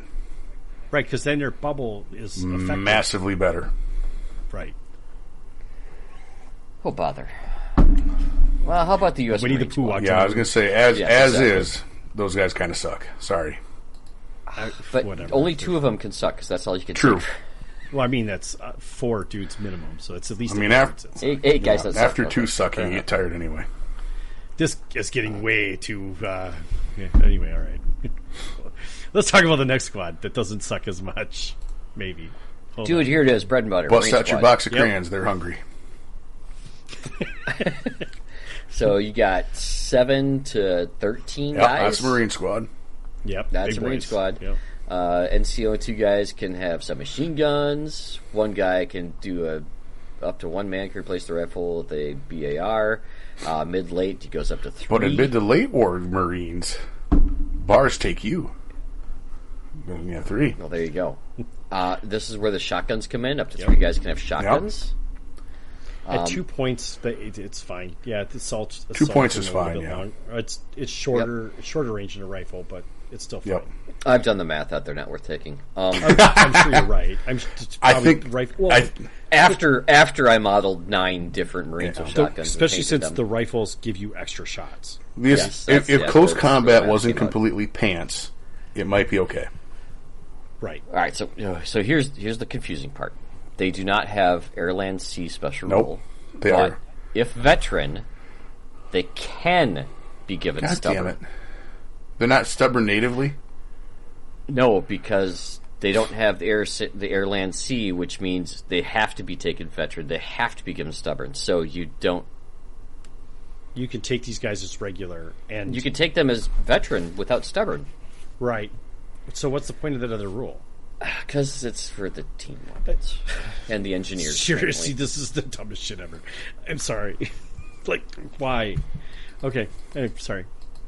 I have not seen this before. Obviously, you may have seen it before. That was my intention, Rick. I Yeah. wanted true, honest. You're getting them. Fucking stupid. There's things. Thank you in for here being I'm part of my excited test about, pool as I but it's sprung this on you. yeah. All right, what's the next one? Raider Squad. This Marine- is fucking cool. All right, so they can get a bunch of SMGs, right? So Sorry. This is moderately cool. Yeah, I was going to say, this is 4 moderately men, cool. Get up to 10. Can take Yep. 3 SMGs. 4. Can take 3. NCO and 3 men. Oh, sorry. Excuse me. It's that line you don't like. Fucking I know, problem. right? Yeah, it's exactly why. 3 automatic rifles, 3 shotguns. Yeah, 3 bars. I mean, you can They're blow stubborn. these dudes They're to the tough teeth fighters. Why don't these guys infiltrate? They're a Raider Squad. because they're too good. Yeah, These guys should infiltrate too, damn it. I'd agree with that. So you're paying 1 Since they're raiders, they obviously were. Their whole thing was Raided. that they were never part of the fighting force, but were different. They were ahead of always in their own. Yep. They were like, Yeah. they're independent fighting forces. These guys are cool because you can load them down with kit. That's cool, right? Yeah. And they're stubborn and Tough fighter so means they're going to deter shit. Frack all to me because close combat is a joke. I know. But yeah, I know. But so in 4th edition, before we get a new book, that'll be fantastic. Right? I mean, they got what? They have 7 dudes that are tough fighter. Yeah. I mean, they're all tough fighter. 4 to so 6. Actually, it's you could They're just 4 to take 10. them. Yeah. Right. It doesn't. Yeah, I was counting assault weapons, which You don't have to. means because it's tough fighting, fucking yeah. nothing in here. But Yeah, and I think that's an error that I think their submachine guns should be 3 points each because they're baked in. yeah, Tough that's a good fighter. point. It should not be. Hey, wait. The If auto that's rifle should if be that's a point true, less. the shotgun should be 1 point then. That's Yeah. also true. I'd agree with that. In which case, That's and then something the easy, squad's fucking pretty cool. All right, please note, add to FAQ. Okay, gotcha. Right. Right, yeah, Writing like- email as we And speak. this So- this like squad, something about it this is- squad's cool. I'm just gonna say it, it's cool. This is what the Marines should. This is what Marines should be like, but this is what Marines should be, and the U.S. UC Raiders should then be the infiltrators, right, and then- the infiltratable version right, of this, and then- they're badass. and then the world makes That's sense. scary. All right, and- now here's my favorite squad. Okay, all right. The Merrill's Marauders. Yeah. Show me something they're doing that's cool. 85 points veteran for 5 guys. You can add up 7 more. It's 17 That's a kick in the points dick. each. Jesus. Hang on. Yeah, there's a lot of things. There's a lot of keywords NCO and here. 3 guys can do submachine guns. Sure. Okay, should be 3 points Yep. each. 2 Yep. guys can have bars. Should be 5 points each. They are stubborn, I like tough stubborn. fighters. I like They're stubborn. They're stubborn, tough fighters. Now that's Fieldcraft. excellent. This is my favorite because this is what I do all Long the time. range penetration, Yeah. outflanking. They ignore. They re-roll any failed order test for coming out. Not just ignore the -1. They just re-roll it because they already get the -1 anyway. Right. And then tank hunters if you're dumb. Fieldcraft, just a refresher. They treat rough ground as Yeah, open. that's fantastic. All the time. Yeah. That's a fantastic rule. That's a fantastic unit and a fantastic rule. 17 points is woof. Is woof. But But this is you could build a Death Star out of Sure. this thing. And for whatever compelling argument, you can take only 2 INR squads, but you can take as many of these. yeah, you just fill your whole fucking army up with This Merrill's is like a Marauders. fucking famous unit. Like this is like a named unit. This should be a 0-1 unit, is what you're trying to say? Yes, but I'm but kinda- I don't want to yeah, say it that should too be loud like- because I don't want to give no. them any ideas to nerf it. Right. Weren't they specifically in China Yes. too, for that matter? Yeah. Well, whatever. Who cares? That doesn't matter. The next I one. guess New Guinea. Okay. Yeah. Got They him still down again. fought Yeah, in the sure, war. sure. They were doing shit. Apparently, they were badasses because they got all the rules. But someone really likes Merrill's Marauders. I'm just gonna say. I mean, they make a box Yeah. set for them. So yeah. It's a sell. I sell own some the shit. box set. I feel like they could make new models for that at this point. Those are. I know they're metal, and it would upset Dale. Yeah. Right now, Fair. they would upset Dale. Dang. So, and then they've got the only cavalry squad Hooray. available in the game, which is the Philippine Scout Squads. They're only And cavalry if you they don't take the have horses. to put them in But horses, but you can make in them rare cavalry. instances, take those. cavalry is not bad. But most of them, cavalry sucks. I'm just taking them without the horses just to. I mean, like, you certainly fly. can. You know, the hardest part about playing cavalry is remembering what the actual rules for shooting a cavalry are, because I played too many different versions. Yes, they're currently their cover save is 1 worse. Right. That's it. And that's it. It's been a couple different things for Jeff and I, but Right. And they're faster and they can wreck you. Correct. That's about it. yeah. Some can shoot off the top, some cannot. Nobody knows. Basically. Yeah. All right. We've got some police squads. It's time for the cops. Whoop, whoop. It's the sound of the police. You know, for the price of these, what they do is actually pretty good. Okay. All right. Let's see it. So 4 guys at 36 points, Up to 10 dudes. Up to 10 dudes. Only 9 points inexperience each. though. Yeah. You can downgrade them for pistols. If the squad size is not increased by the initial 4, it can be given motorcycles. Beep beep. Why? Because it looks cool as hell and they make a model for it. Yeah. They're like then they got fucking pistols and they're running around like So this Butch one's Cassidy. interesting. Hell's Angels. Graphic direction. Hell's Angels. Yeah. If you've got an MP in reserve, it gains a benefit of +1 modifier or rolling to come on the table. We're bringing vehicles onto the table. Only if it's in, These guys, you only if it's in reserve, though. You got to leave them in reserve to get that bonus. Right. That's interesting. I guess for 36 and then they've points, got, if they're on the table, they got get back in the fight. Any friendly unit fails an attempted rally, it can re-roll it. When was the last time you saw a guy fail a rally? Never in a Because million now years. that pins don't count and there's leadership everywhere. Only on a foo bar. You know what? I guess you could re-roll a foo bar. You could re-roll a foo-bar. Yeah. On a rally yeah, check, there you not go. on every check, just on that rally. I like the first rule for 36 points. If they're just in reserve, all your vehicles get +1. Are coming in at 11. Yeah, that 10 I or like. 11. For 36 points, that's kind of maybe worth it. As long as you got enough vehicles to make it worthwhile. Like 2. Sure, 2. I mean, that's a 18-point investment for each vehicle. Well, and then once they're on the table, these guys have motorcycles. You just send them up to a hard-covered dismount and sit on it. That's an extra 20 points though. Oh yeah, for 4 dudes. That makes That's it not a as good. 56-point squad. But if you just have 4 dudes on 4, yeah, that's not bad. they're not doing shit, but they are literally saving your freaking stupid British guys that didn't want to come on. Yeah, I don't know. I think that's Well, yeah, your armored platoon are vehicles, They aren't are. they? yeah. That's what I'm saying. Like, if you have enough stuff coming in reserve, right, in addition to you're already not getting the -1. Dude, you can model these guys with like whistles and white gloves. Oh, absolutely. Yeah. You can find cops to do the shit. Like, no problem. I don't know. I'm kind of interested. Rear detachment. I have that problem sometimes. Especially after the wings on Thursday night. Yeah, exactly. Right? I would like some rear detachment on I those don't nights. know. Okay, so these are in here for whatever. These here are order dice generators. Yes. For 30 points, foot 5 sloggers. dudes. Yep. Non-frontline squads are made up of highly capable specialists in their own field. These are your typewriter guys. But their knowledge, experience, battlefield tactics, and procedures are limited. To reflect this, the unit always counts as having lost their NCO. I was wondering why there's no NCO listed. Okay. Minimal training. They may not use their national special rules. Yeah. Oh, You no. take these guys when you want a very cheap order dice to fill a slot. Yeah, it's probably one of the cheapest in the 30 book. points. That, It's about the same as an officer, but you get 5 guys. I take milk. right, so you take the inexperienced platoon commander 21, and 2 of these to fill out your riflery squad requirements, and that's a total of 81 points. Yep. And then Go take your armor platoon. That's actually going to do something. Right. Okay. Interesting. Yeah, that's about it, though. They ain't doing much. You're right. Yay! Oh, you can make them cheaper. You just give them minus 5 points. You can make them 25 Pistols. points. Yeah. Yeah, And you they're absolutely pistols. should do that, too, because they're not going to hit anything. They're not doing They shit. ain't going to do Yep. shit. Yeah. Okay. So 25 points, so you can get them. There you go. 50 gets you 71 points. Get you the Yep, your and tax. model them with some typewriters and some cooking pots. Oh, yeah. Dude, they're just all they're all. These are Yeah, the halflings got the hot pot on his head and shit. Yeah. Yep.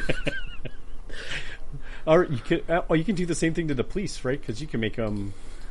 The police, I don't think you can give them. Oh, yeah, you Oh, yeah, can. you Yeah, Oh, you yeah, you can. can. Yeah, you can. Yeah, look at that. Yeah. 32 points gets you a unit of police officers. All right, now I have a question, Pat. Do you think anyone would bitch if the police squad if I paid to have it on a motorcycle, but I model it on a horse? I think you'd be fine. Because then it's just like 4 cowboys. Yeah. They got, Sure. they got the big sheriff as long as you badge paid on. the motorcycle, yes, and made it clear with your. I could go like 40K and give it like mechanical horse legs if they want to complain. Sure.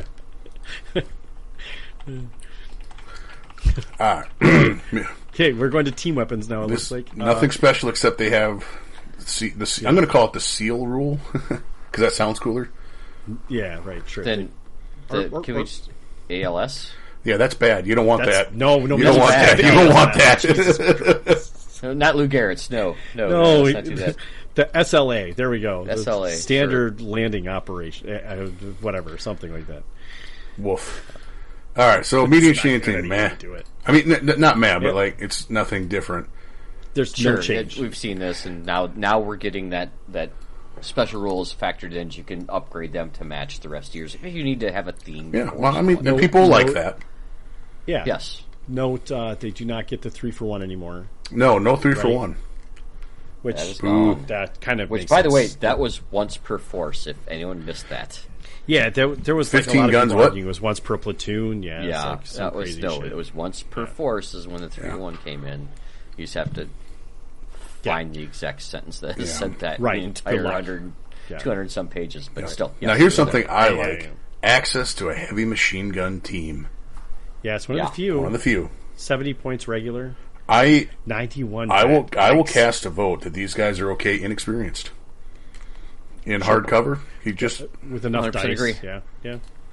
I kind of like the Ranger idea on them, but I think that's too expensive on the HMG. It's it'd be pretty steep. kind of expensive on the MMG because don't they have to be veteran? Yeah, Yeah, it's too expensive. yeah, it's pretty steep. HMGs are awesome though because they're rattling out pins on vehicles, And they're 40. even if they can't penetrate it, unless you take veteran. Yep.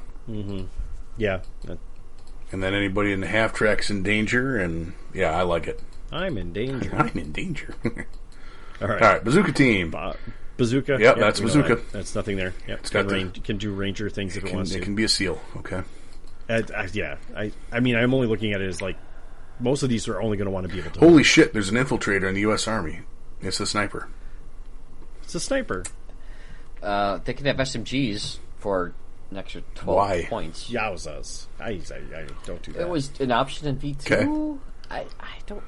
Yeah, they had special rules, but why not? Any figure can have a. Why does he have to pay 6 points for an SMG? Why is it a figure all of a sudden?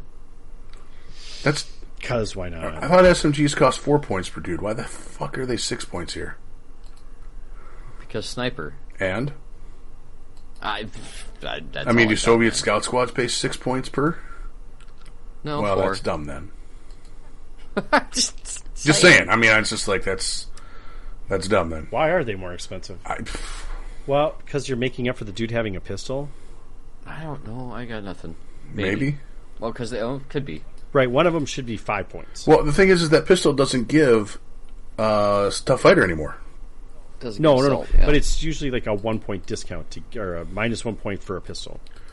Right, so if they both had rifles, it'd be 53 points, arguably. I don't know why. I don't know. None of this makes sense. Should not be 12 Here's the deal. points. It sucks. I'm going to scroll past it. Yep, let's There you keep go. moving. The flamethrower. Never take him as an Yay. individual team. Well, yeah. Well, no.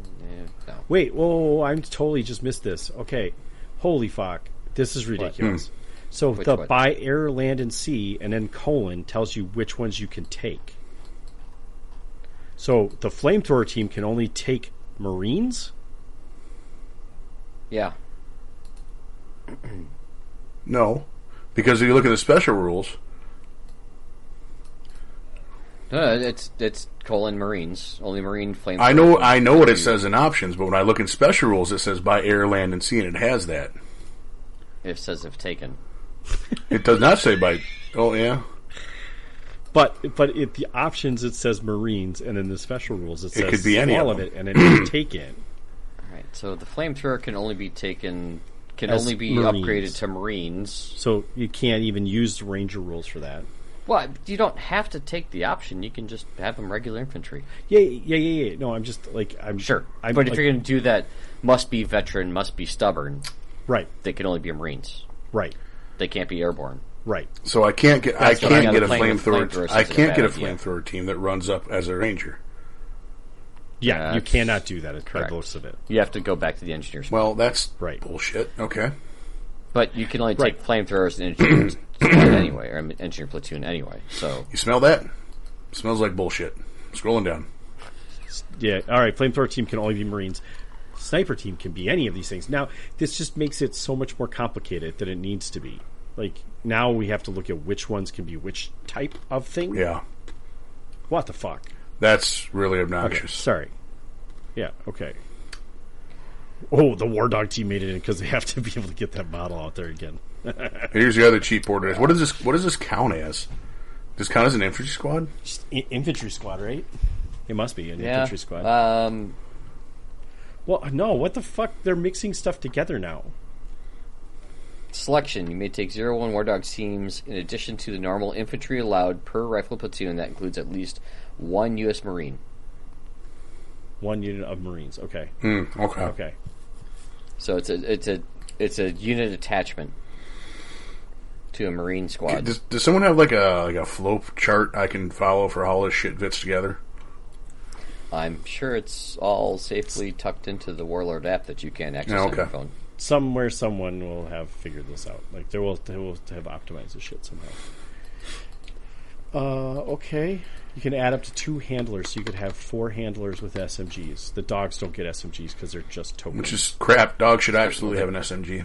They should get SMGs. You run a dog Hell with yeah. SMG. I mean, if they're trained. Like, Think of the modeling opportunities.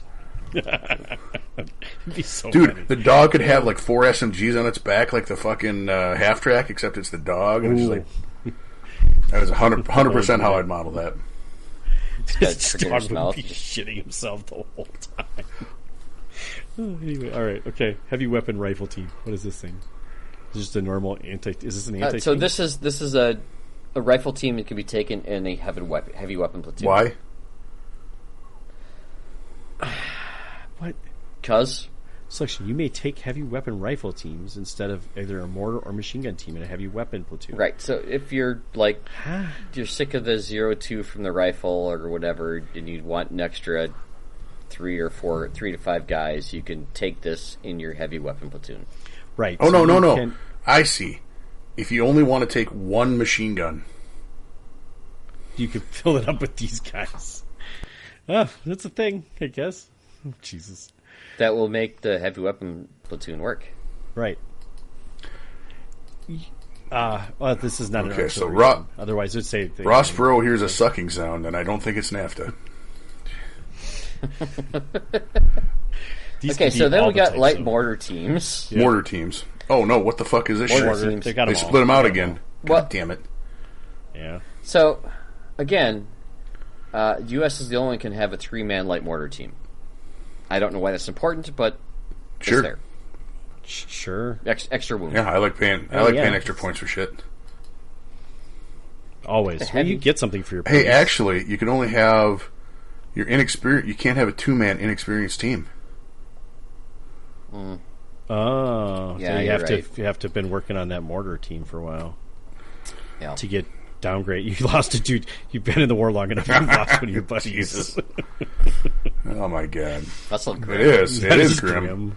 All right, medium mortar team. Okay, so they have seal. And blah blah blah. Heavy mortar team doesn't have seal. What the fuck? What is going on? Why don't they have seal? Oh dear lord! Because they didn't have space on the page. It's not on the next page either. What the hell? Okay. Because it requires 2 lines of text. Flag on the play. Can we have a fact for that one? Why the hell doesn't the heavy mortar team have seal? I don't know. All right. I got some emails. I want to airdrop, motherfucker. I want to run my Well, mortar onto the board. and they get all of the options. Like it could make sense if the fucking airborne didn't have the heavy. I'm not saying they didn't. I don't know if they did or didn't. But like if they limited it to whatever it To I mean, general- used. general army, I mean, just they GI. airdropped in pack howitzers. I'm pretty sure they can airdrop in a Right. heavy mortar. The Rangers can carry Yeah, one. right. Gun shields. Well, whatever. I'm trying to come up with a reason. I know. I'm It's sorry. not working. It's okay. It's not your fault. This is fucking book was wrong. Flag on the play. More bullshit coming up. Uh-oh. All right, let's go. Artillery pieces. See, I was actually excited about this when I saw they had the seal rule, but look at that. Airborne and Marines. Airborne and No Marines. Rangers moving their guns up the table. Yeah. Right, but yeah, okay. And then when you go to medium artillery, it's only the Marines get Just them. the Marines. When you go to heavy Just artillery, Marines. just the Marines. Okay. They apparently like to blow shit up. No, I mean they do. No bones about it. But all right, hold on. Redeem yourselves and let the Rangers have recoilless artillery. Nope, they don't. God damn it. Rocket launchers? Just Marines? Just Marines. Well, you don't have to. You could take it in any list. You just can't use the Marine. Right, rule you in it. can't. You can't give it the force you can't. upgrade them to. Yeah.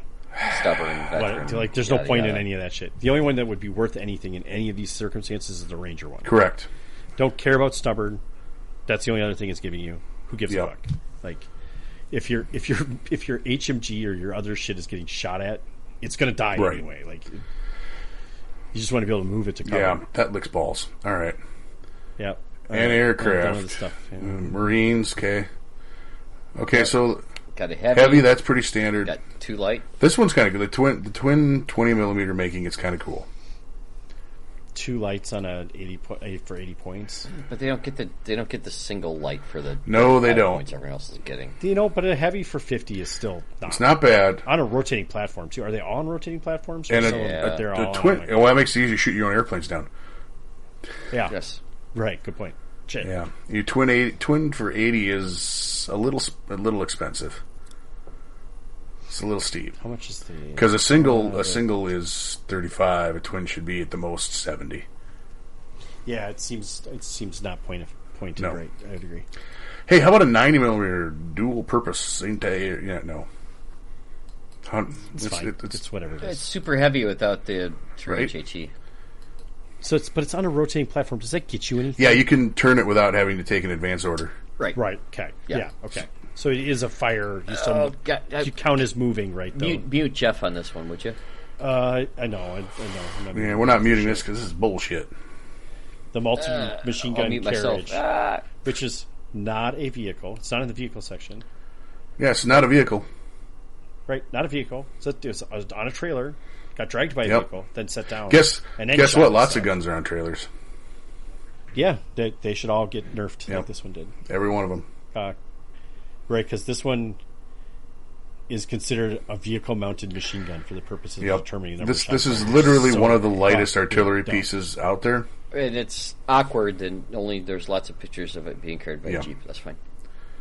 Towed by a Jeep, sorry. fucking Yeah. Jeep. It's a heavy gun for the purpose of movement, which does not make any sense. This is just game rule smashing. Okay. So Right, they didn't so like it. they couldn't balance it, so they made it cheaper by nerfing it, right? Oh wait, no. Here is the argument I will have, and this is something that I've why did they, if this is such a problem, why did they increase the number of shots an HMG gets? Just fucking left it alone. If they just left it at 3 shots and then just didn't worry about any of this stuff. I don't know. I feel like, Because no one was taking machine guns, in particular, no one was taking right, heavy they wanted to machine make guns, them yeah. better, but then they wanted to make them worse again somehow. Like, They want to be worse on vehicles, and they couldn't figure a way around to how not make them worse on non-vehicles. This is I may have been someone who early in the development of this game lobbied very heavily to make heavy machine guns better. Whoops. right. I think we've been saying that for the last 2 years. Yeah. Well, I mean, like that was a lot of my feedback. Is that that I see. You're like HMGs in HMGs general. specifically needed to be better, Sure. and then They they did. couldn't balance them, They so they just nerfed them like this. they were too expensive for what they were. They could have gone different routes. This is not a 110 point unit. I'm sorry. No, not anymore. It was before. Static, getting to be ranged in on. Well, getting to be ranged in shot nothing, man. out. Someone's going to rifle this motherfucker. Yeah, Right. it doesn't No, there's no It gun doesn't shield. have a gun shield or anything. It's got nothing. My model has a gun shield, Yeah, but okay. 4 guy. Yeah, my guy's sitting like a little pod, man. He's Yeah, the right. most Yeah, you armored can barely see guy him. in the entire army. That's like Shit, you put a pair The of sentence- legs on, he looks like a mech suit. the sentence. right? The sentence leading into it is even just insult to injury. With a quartet of 50 cal heavy guns, it was capable of putting an enormous amount. You're of damn right it was. both air and ground targets, if it could be supplied with enough ammo. But now we're going to half the shots. Sorry. Ants. Whatever. I'm sorry, you guys. I'm sorry that this unit got fucked, but You know, both my models that I picked up fit very nicely in my Yep. half tracks. see, there you go. That's I mean, a better choice. they either need to make this cheaper, or and at this point, at this rule, or they need to make it more expensive and let it fucking shoot 24 shots. Right. Pick one. Right. Yeah. Don't. The answer should not be that they changed the number Correct. of shots. It should have been The like answer is pants. This should have been a this- 150 point unit, sure. right? No one's going to spam 100. Well, I mean, someone might spam 150 point units, but that They would would still be do a it. that would be a really That was weird gonna choice, though. How much is an HMG regular? Well, On vehicles, they go up to 25 when you're upgrading them on vehicles. But this isn't a vehicle. How much is a fucking HMG? 49 for the regular, for the inexperienced, and where'd I put it? Damn it! I just scrolled past it. I scrolled right past it again. It's 49 for this inexperienced. I think it's 70. Here, heavy machine gun team. 49 inexperienced, 70 regular, 91 right. Veteran. Yep.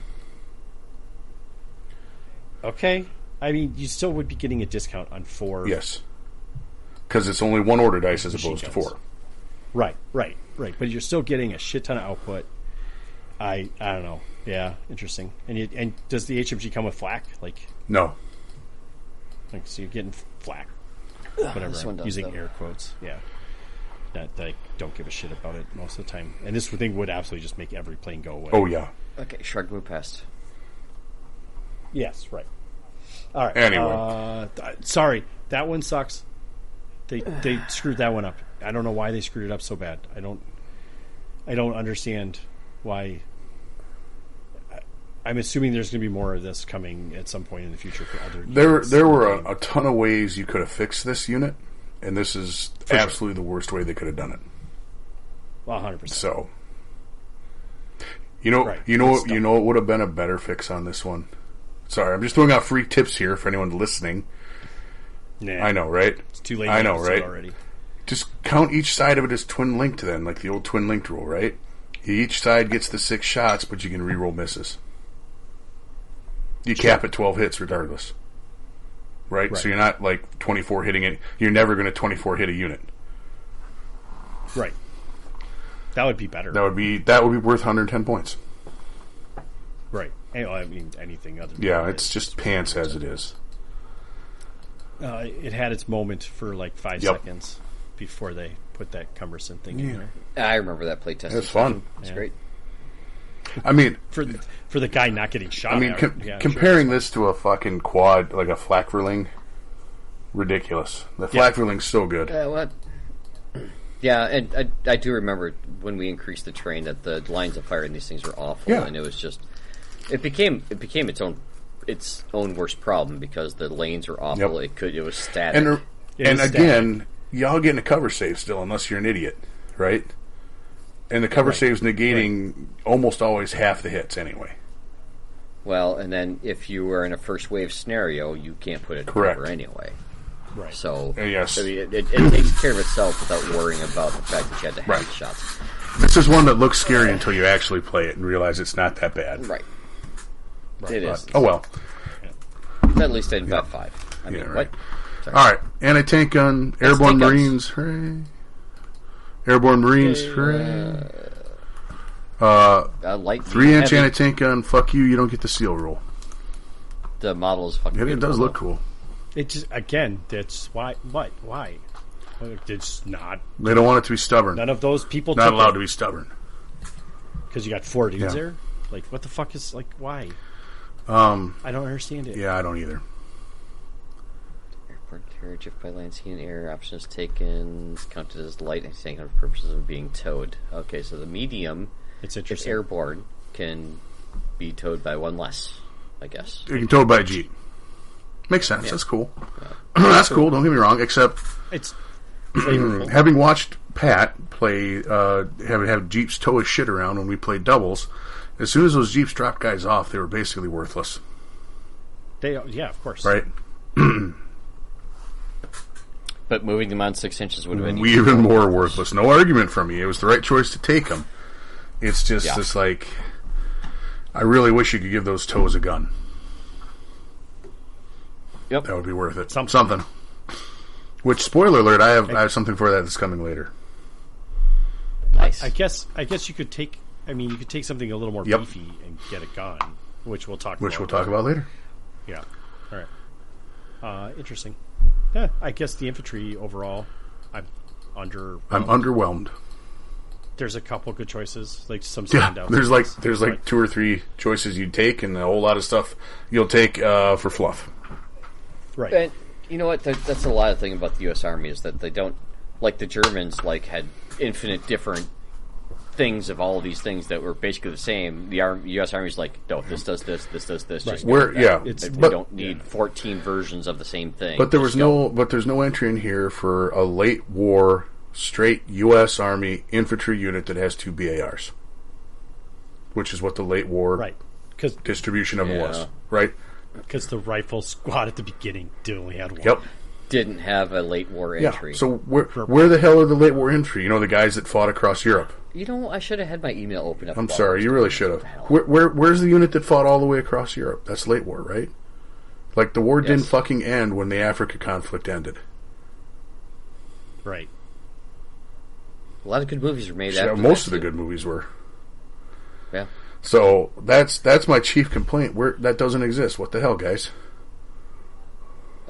Maybe they are giving us a get you by until we start working on theater books again. Oh, Jesus. I don't know.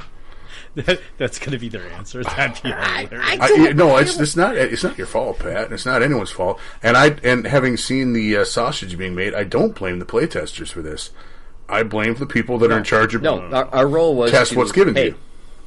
Right. How does this work out? Does it make sense? Do the rules for what that unit does do this? Okay. Yep. Nope. Hang on. It has to do this. And you can day one fact this by adding a line to that saying M/L U.S. Army squads can take a second BAR. Problem solved. Do I miss the fact they're not going to get tough fighter? Of course, but I can live with it. But yeah, because close combat sucks anyway. But they should absolutely, regular U.S. Army should absolutely have the option to take that second BAR. So we've made it through half the book. Hi, kids. That's half the book. We'll be back, and maybe we take a second break tonight. Or do we? Pat's going to play Waltz Matilda backwards this time. Ooh, that would be a thing. I'm not even sure how to do that. Well, it's easy. You put the record on and you put it backwards, right? Yeah, Paul is dead. Record. For anyone that knows what I'm talking about. The single-tooth cobra? Jesus. What? Oh, yeah, that's you talking about a record player? You're talking actual record player, holy yes. shit. That's a wow. Yeah, I'm that old. Yeah. It's okay. It's all good. Records sound better anyway. All right, we'll talk about some vehicles in a little bit. Vehicles coming up in part 2. Stay tuned. There you go. Pat said it. There we go. That's it.